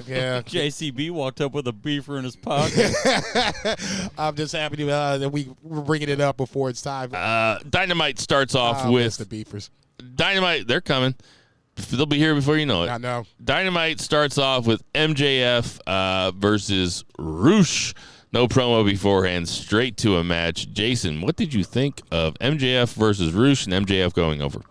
Not the biggest surprise because obviously with Forbidden Door upon the horizon, you want to have MJF strong going into it. I thought this was one of the better Roosh matches that I've seen in a while. I don't know if he was hurt after the Continental Classic or not, but yeah, it was just disappointing that they haven't used him more in situations that would have built him up to where this felt like a bigger deal. Because to me, Roosh is one of those hidden gems on the roster that we just don't see enough of. The Don Callis part of it I thought was interesting. I didn't think I would see Don Callis and Roosh as a partnership in any form or fashion. As far as I was concerned, Roosh was still rolling with the faction in Gogonable, so I thought that would be, something that would come back, but apparently that's not going to happen anymore. So, I mean, I want Roosh to do well.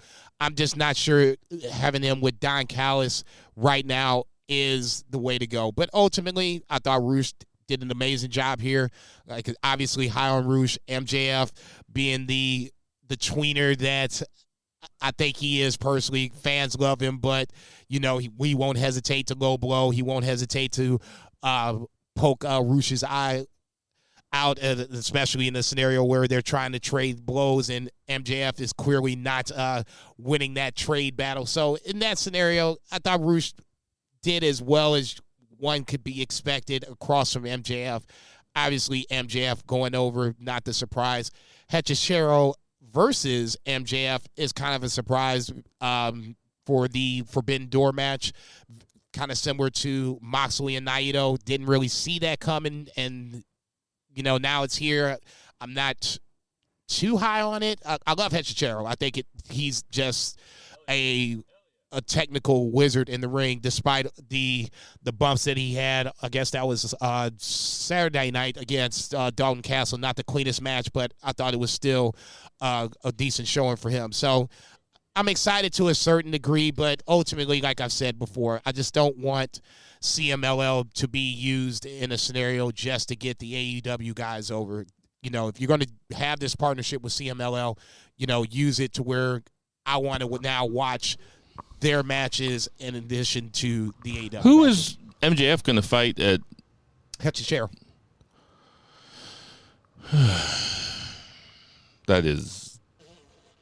That's disappointing. It's I won't say lackluster. It's anticlimactic. Yeah. So Will Ospreay and Swerve get in the middle of the ring. Yikes! And I'll tell you what, I did not like this segment for about the first 3/4 of it, and then the final fourth of it, I was like, "Fuck yeah!" I was like, "I want to see these two guys fight." Why did you like it? I thought the beginning they were, even as far as wrestling goes, it was a little hyperbolic. Like, Swerve was like, you got to sacrifice the love of your son. If I was Will Ospreay, I'd be like, what are you talking about? Like, no, I don't. Why would I have to do that? And then I really liked when they were screaming at each other, and Prince Nana grabs the mic and like, this is neither the place nor the time. It's like, actually, this is exactly the place and exactly the time. The like, one time I don't want you to speak. What are you talking about, Let man? these jokers go. They're on Dynamite. Like, what you think of this segment? I by the end of it, I was like, oh, I want to watch these guys fight. I really like Swerve going back in for the dig and naming his kids again. Oh yeah, his kid and his wife. Yeah, that was good stuff. I was waiting for Swerve to be like, especially when Nana grabbed the mic, I was waiting for Swerve to be like, we will eat your kids' blueberries. Okay. Do you know that? Your stepson's blueberries. Hey, we're going to eat out. His wife's name is Al. We're going to eat Al's blueberries. And then when Nana grabbed the mic, I expected him to like not say anything and just swerve. Just start swerving. That would have been the hardest shit ever. No, I like your guys' ideas. Ospreay gives him a super kick. And I'm eating your kids' blueberries. I thought it was good, ultimately. I think... Ask Hangman. Right. It looked... I should clarify. It looked like for the first 3/4 of it that they were trying a little too hard, but it all came together at the end. I really enjoyed it. I give it a B+. I won't say... I don't think they were trying too hard. I just think that maybe... It's just the vibe I got while I was watching it. Maybe just, you got the sacrificing, and I get what Swerve's trying to say. You're not going to see your kids as much. I get both sides of it. Ospreay saying, I can't carry both, belts, but I'll carry 3 titles in 3 different continents. Okay, both sides have their point. Ultimately, by the end, it made me more excited for this match. Even if it's just a little bit more, already excited. But still, after this, I'm like, okay, now you have just a little bit of personal shit to where now it feels like we got that friction we need to where, it's going to have an emotional investment into it. If you can get the emotion into this match, I think this match will be even better. It's going to be great to begin with, but if you get emotionally invested, it'll be even better. The 4-on-4 match that happened after this, Zack Sabre Jr. was in it. So that was definitely worth watching. But, it's another one of these matches. It's like... It's a party match. It's a party match, and, Zach loves them. They're not exactly my favorite when I'm trying to blast out a bunch of wrestling over a few days while I'm at work to watch it all. So I'll be honest, I fast-forwarded through most of it. Listen, I only got so much time in the day, and I was trying to watch the New Japan shit. I'm telling. Trying to be professional. Anyway, Orange Cassidy ends up pinning Roderick Strong. Jungle Jack Perry. Professional while doing unprofessional bullshit. Jungle Jack Perry comes down the ramp and hits. Who was it? Not Dante Martin? I have DM written down. Yeah. Yeah, it was Dante Martin. There's a Mercedes Moné vignette. Callis kind of offers it to Roosh to join the Callis family. Kind of hints at it a little bit. Anything to say about that? I said it before you came out. If the Don Callis family was a little more hot, like they were a few months ago under Kenny, I guess, that I would have more excitement for this. This just feels like, you have to replace Powerhouse Hobbs, so you do it with Roosh. Yeah, I like the Don Callis family. They're the land of misfit toys, as long as you give Roosh more to do, because that Roosh MJF match was really fucking good. Roosh is really fucking high energy and cool. Yeah, but I guess, it's the follow-up. Now what? Now what are you going to do? And no mustache. Put him in the Don Callis family. That's what. The Acclaimed end up going over the Young Bucks after Matt hits Nick with the belts. Or maybe the other way around. Anyway, I missed that this was a eliminator match, and I thought that the Acclaimed won the tag belts, and I was like, holy fucking shit. It didn't happen. But listen, if you're trying to make Okada a heel, don't have him cut Acclaimed's mics, because I'm going to cheer for that shit every single time. What you think, Jason? You ain't shit. This is what I've been saying for a while. If you're going to make the Acclaimed feel like they're a tag team again, I'm sorry. I'd say, as silly as he is, I openly popped as soon as he was just like, shut up, bitch. Okada just cursing to me is just funny. I'm sorry. He's good. I don't think it's the greatest comic, timing, but it's just funny to me. I don't know why. It just is. So him, cutting off the Acclaim's mic was a good precursor to get more heat on the Bucks. As this match went along, you could kind of tell that the Acclaimed was going to win it, because God knows Anthony Bowens was kicking out of every fucking thing known to man. I'm like, there was one spot that they did, and I can't remember what it was. It was something they did off the top rope, and I'm like, okay, now this has to be it, right? And then he kicks out. I'm like, okay, Acclaimed's definitely winning. So at that point, you can kind of see where they were going. Anthony Bowens, overcoming the leg injury, is a nice little spot to where you can get fans support behind the Acclaimed. They're the underdog baby faces, if you will. I'm just, like I said, I'm surprised that they even won this shit, especially the way that this match was going. I just assumed that they were going to take the L like everybody else has in an eliminator match, it seems like. But I'm still surprised that they won, even if it was an eliminator match. We talked about Hook and Joe. We had a segment with Tony Storm, Shirakawa, and Mariah May. The Outcast come out for some reason, and it was really bad. Saraya just was not trying. I'm not saying Tony Storm, Mariah May, and Shirakawa weren't good. All three of them, before Saraya made her entrance, were pitch perfect. It's a funny story, and one that we've really never seen, or if we have, we haven't seen in a while. I don't know why the Outcast came out. Beef with Tony from back in the day. No, I know you can explain it, but it's like, why would you book that? Honestly, I don't care. I know that Three Beer loves Saraya. I'm done. Why are you here at this point? There's so much talent that just needs to be on screen, and yet we're trotting out Saraya and Harley Cameron. You make the call. Yeah, nothing else. And now Anna Jay. Statlander goes over Nyla Rose. Willow Nightingale is getting more and more. Statlander's really good. Willow Nightingale seems to getting more and more comfortable cutting promos. She's really good now. The Learning Tree and the Big Redwood and the Bounty Hunter confront Private Party backstage. What you think, Jason? God damn. Just have this match. Fuck's sake. I don't even care. I don't even care. Have this match and let's move it along. God bless. Then you start having Big Bill kill people. Sorry, the Big Redwood. Yeah, right. The branches. I told you he said it this week again, calling his fans the branches. I'm like, okay, that's funny. Outside of that, this is just a whole waste Big Bill and the Bad Apple. The Bad Apple and the Big Redwood Lord as a tag champs. I like that. I was about to say, this is going to be on Rampage. You going to watch Rampage Friday night now? Yeah. Are they fighting? Big Redwood and Brian Keith? Yeah. Oh, yeah. I'm going to watch that. Yeah, I bet you are. fucking park. That should be that should be behind a paywall. Fuck that. I'm climbing that motherfucker too. Kiss my ass. I ain't paying for this shit. Dean Garcia fights a jobber, Hechicero. Will Ospreay comes out. Hechicero comes out to enter or beat him up at the end. Will Ospreay and MJF. Well, MJF came out first, and then Will Ospreay's music hits, and then MJF and Will Ospreay have a face-to-face. Listen, we're going to have our predictions for Forbidden Door next week. I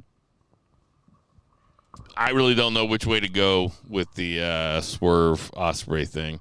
I think I know now more than I thought I did last week, 2 weeks ago. I think there were the Will Ospreay. One of the things about the promo is that he basically disassociated himself from the Don Callis family. Even though Don Callis is like, no, don't worry about it. I know Will better. You know, good motherfucker. You've basically just been put on the shelf. I think that comes back to bite him in his ass. And that's the one of the ways that you can protect Will. If you're booking him to lose, he loses by fuckery that has nothing to do with Swerve. Swerve's just the beneficiary of said fuckery.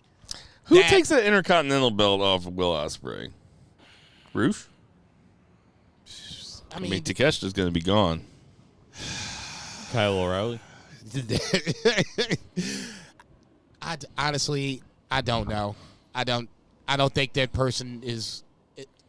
Daniel Garcia sounds like a good, way, but I don't see it. I mean, Will Ospreay is like Moxley is like, Cody. Well, I shouldn't say that. I'll just keep it in the AEW terms. It would take somebody that I look so highly at that. If they won that match, I'd be like, oh, okay, that would be cool. Like Zack Sabre Jr., since he was on. If ZSJ beats Moxley, I wouldn't blink because that makes sense, at least in my head. Yeah. Okay. Will Ospreay is like the top 1% in AEW right now. So him crossing paths with MJF, I guess. I mean, don't get me wrong. I liked what MJF did all the way up to he's gotten hurt. He's proved that he can wrestle good matches, big times matches. But Will Ospreay is still Will Ospreay. So, I mean, I would have to see that before I'm jumping on board with that. I guess MJF is my answer. No, who's winning, Swerve or Ospreay? If you're making me pick right now, I'm going to take Swerve to answer the other question. Who takes the international title off of Ospreay? That's what I asked you. MJF. Sorry. I got MJF takes the international. Okay. And then what is kind of a strange main event, Claudio versus Pac. It's only strange because Claudio, you can watch him wrestle literally 3 times a week on AEW television sometimes. He wrestles all the fucking time. He wrestles on every Collision. He wrestles on every Dynamite. So it doesn't really feel like a main event because, we've seen him wrestle so much. But anyway, Pac ends up going over. I did not like the Claudio promo to build up this match during Dynamite either, where he's like, we're going to do it for wrestling. It's like, oh, come on, guys. Can you just act like you're wrestling to win the match? This is where the best wrestle, right? Isn't that what they say?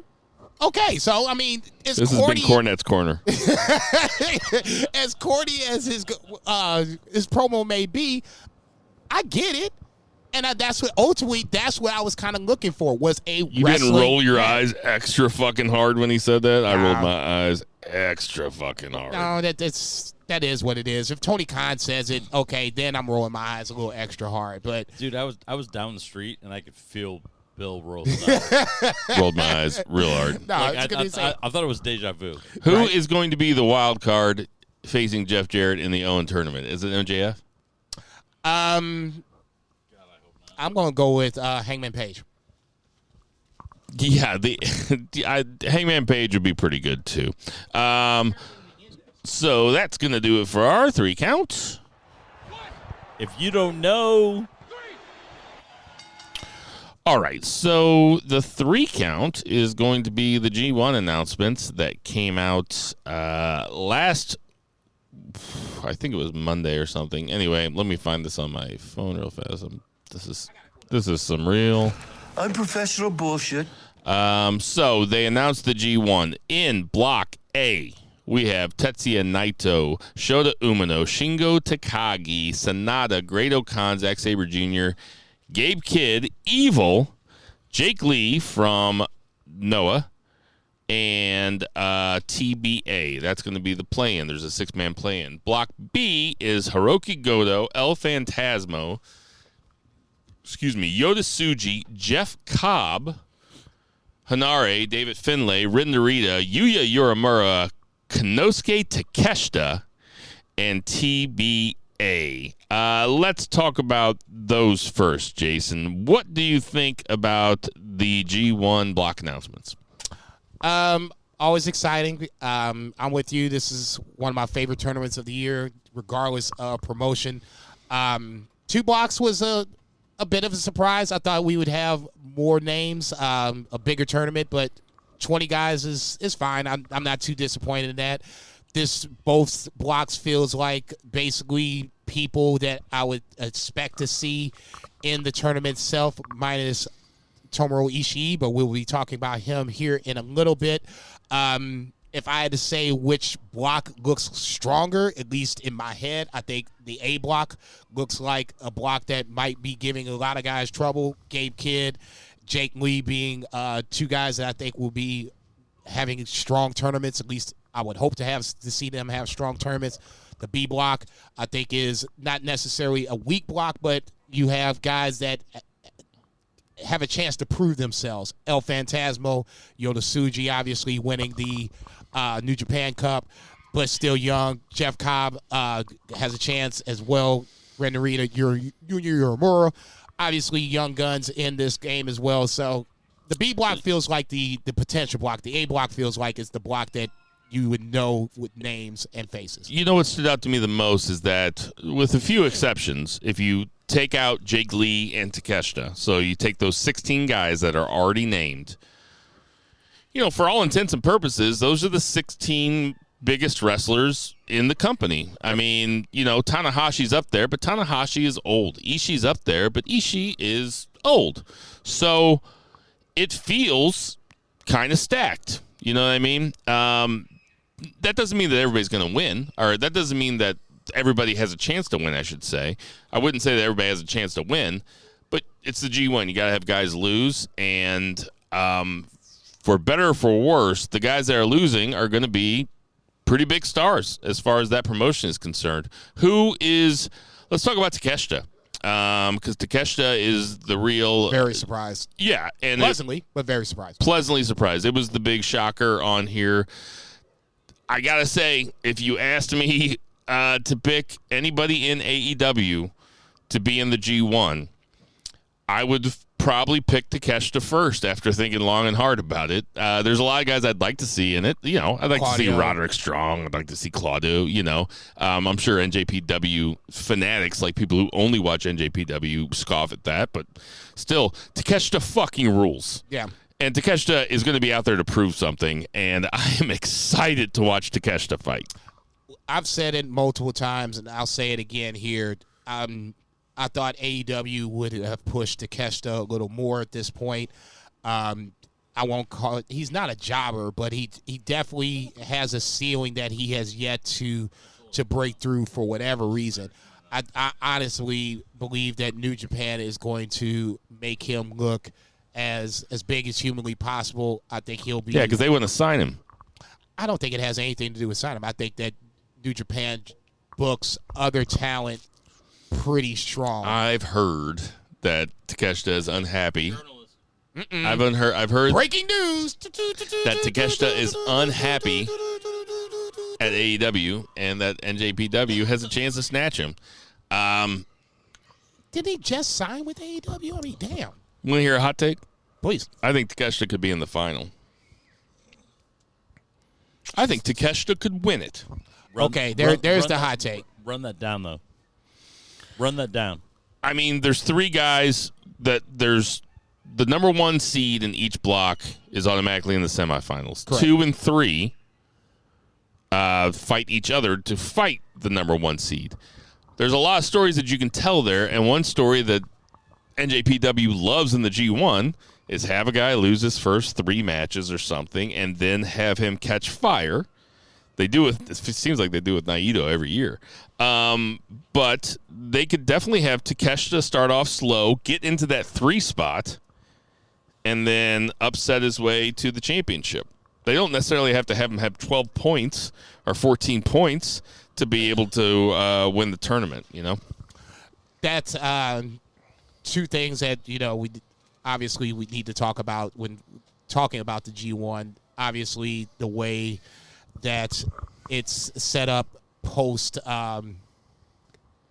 the end of the tournament, who fights who, whatever the case may be. But we did say there are 2 TBA spots up for grabs, so I think let's talk about that first. Okay, so the A block tournament is Tomohiro Ishii, Big Tom, Yoshihashi, Callum Newman, Kenta, Chase Owens, and Yujiro. Okay, so Yujiro, there's no chance.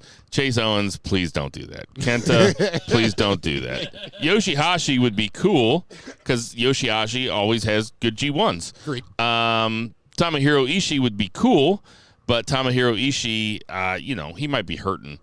Like I said last week, if he could sit out this G1 and we get 3 or 4 more, I would make that trade.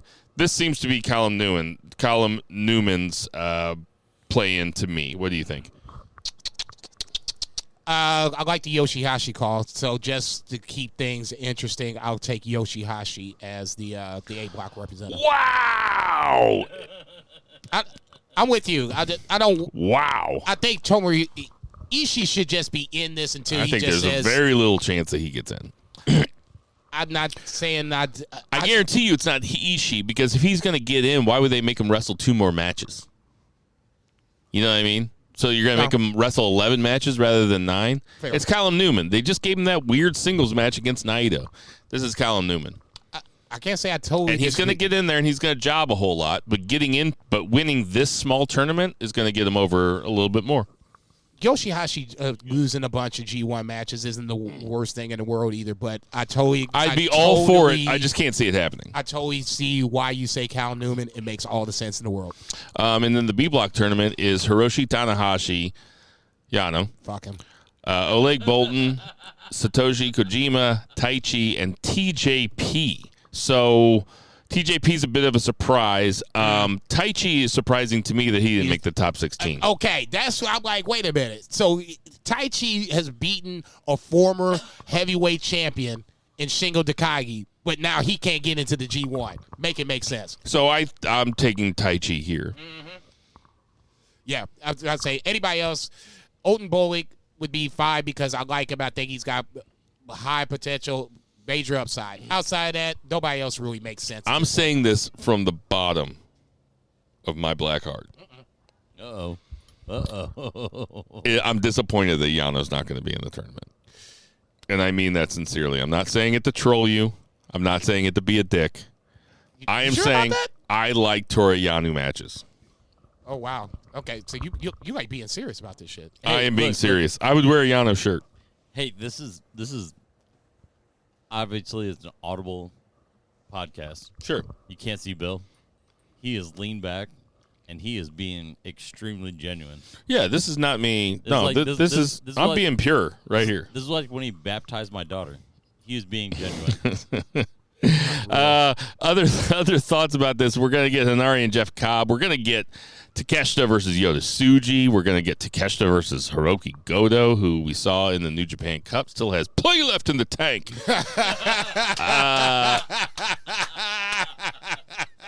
Nice. I'm excited for this. And then in the A block, I would say that the match that I'm looking most forward to, I don't know, Gabe Kidd Shingo. That could be a banger. It will be. Anything with Gabe Kidd. Zack Sabre Jr., Gabe Kidd, I think would be intriguing. Who wins the G1? It better be ZSJ. If you had to put money on somebody besides ZSJ, who would you bet on? Dolph Ziggler. I know who mine would be. Ooh. Dolph Ziggler. Yeah, right. Wow. Yota Tsuji already got his.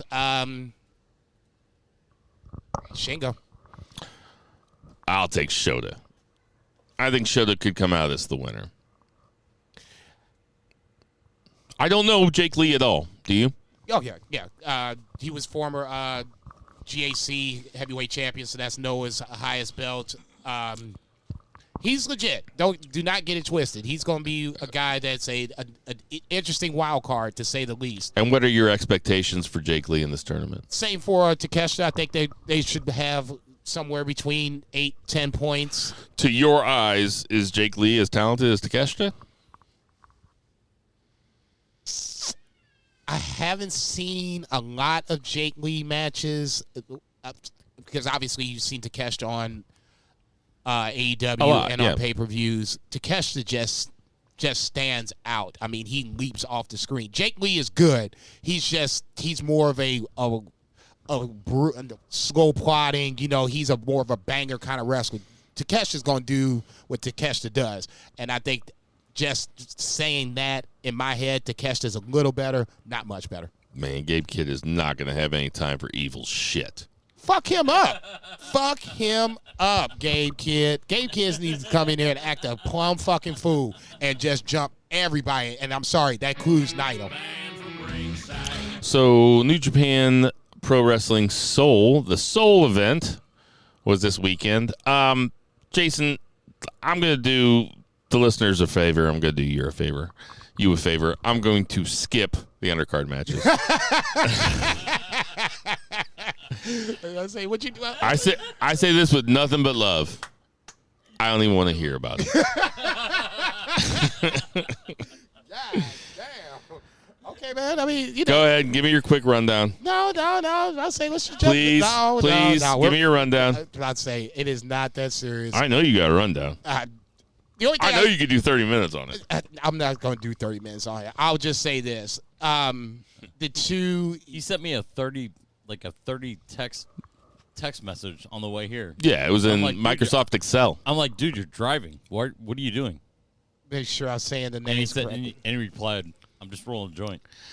Nagi and Yadashuda were our new young lions. I think that's, to me, the biggest thing to take away from any of the undercard matches themselves. It's always, to me, good to see young talent.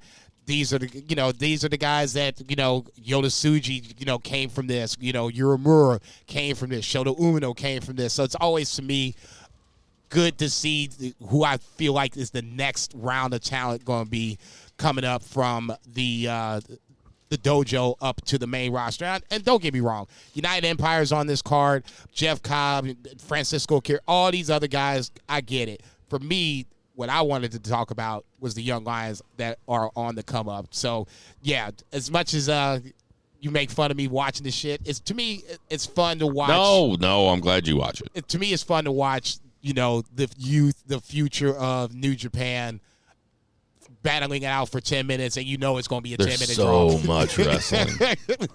I know, dude. I get it. Trust me. I snuck this joker in. So why did they take the never six-man belts off of Tanahashi, Yano, and Bolton if they were just going to put them right back on them? No clue.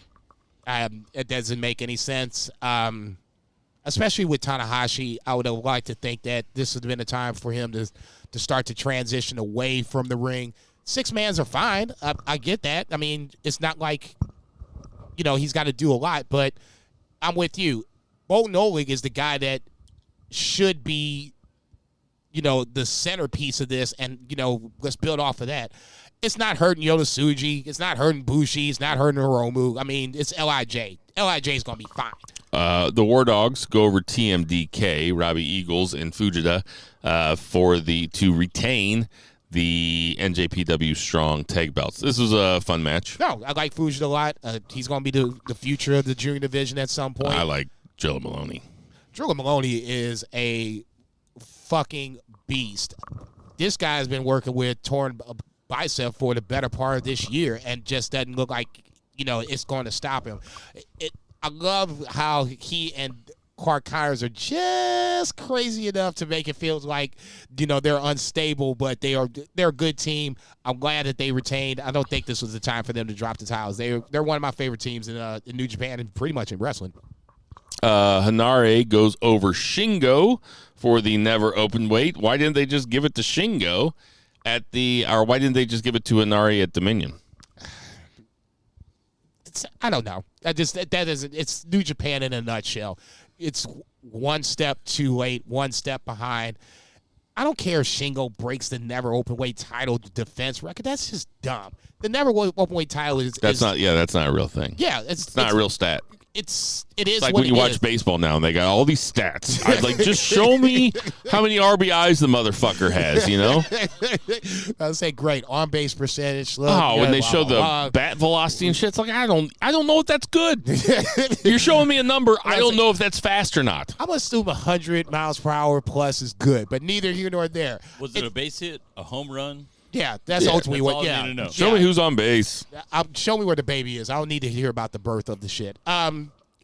This should have been Hanare facing somebody else ultimately, and building Hanare up. I would like to think this is the way that they're going to do it and do it now.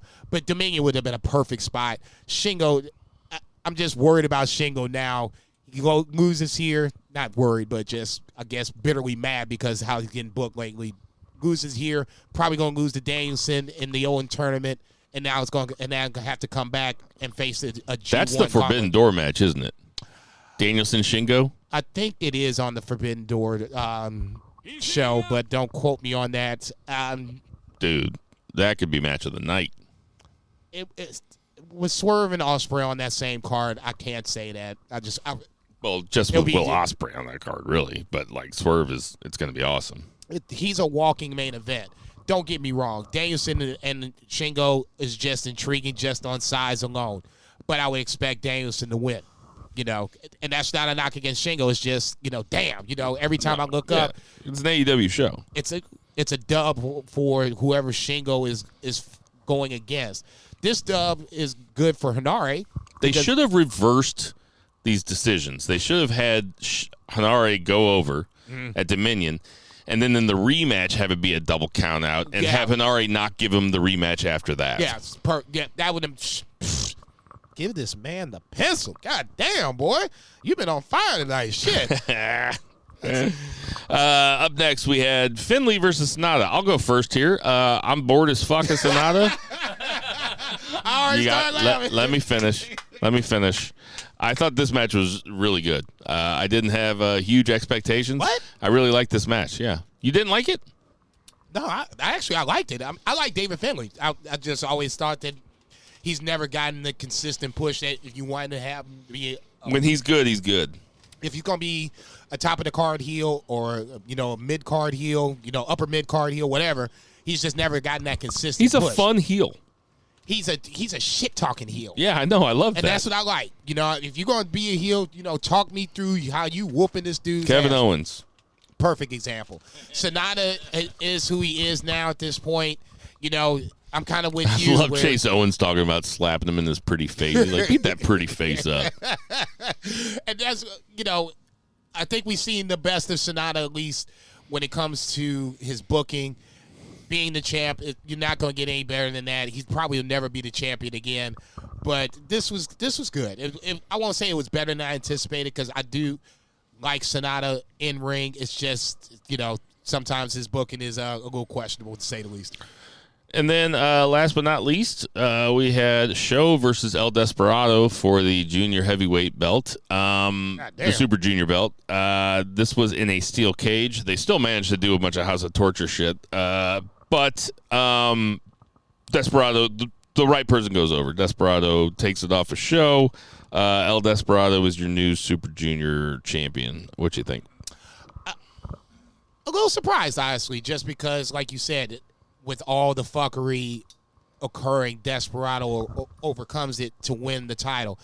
I didn't necessarily like Show to winning the title on count out anyway, so I guess we took the long way for Desperado to get the title back, and he accomplishes one of the things he hasn't been able to do in New Japan by winning the best of the Super Juniors en route to winning the title back. Okay. But now what? Master Wato needs to be coming back at some point. If you're going to have Desperado as the champion, Master Wato and Desperado were one of the favorite stories coming out of... Super Tag League is coming right up. and that they were one of the teams in last year's tag league that couldn't stand each other. Then by the end, they were basically riding for each other. Master Wato and Desperado were in Super Junior Tag League last year together, and they were a team. And Desperado couldn't stand Master Wato at the beginning. Wato was always trying to give him, wear this shirt, wear our shirt. I'm such a Wato mark now after that Teton match. Dude, I mean, and now it's, to me, if you could get Wato back and healthy, this is a full circle moment, because now Master Wato, who looks up to Desperado, who wanted to be Desperado's boy, is now going to have to face him as the champion. Now we can start to do some New Japan shit, goddammit. Hey, this was a pretty good event. Better not to, and I'll say that.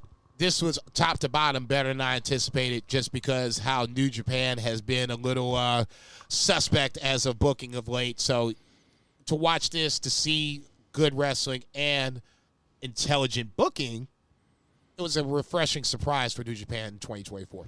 When does the G1 begin? I think it said July. It's not even in this fucking art. Oh, July 20th. Okay, I was getting ready to say. Oh, God damn, that's a month away. It'll be fine.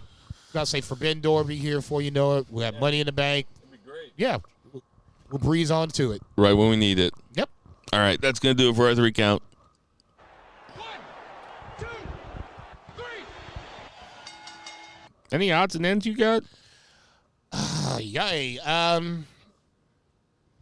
No, I didn't get a chance to watch TNA from last week. Tatum Paxley was the surprise open challenger for Jordan Grace's title on Against All Odds. Their show over the weekend. Obviously, Tatum Paxley lost, but apparently she looked good in said loss. So, you didn't watch it?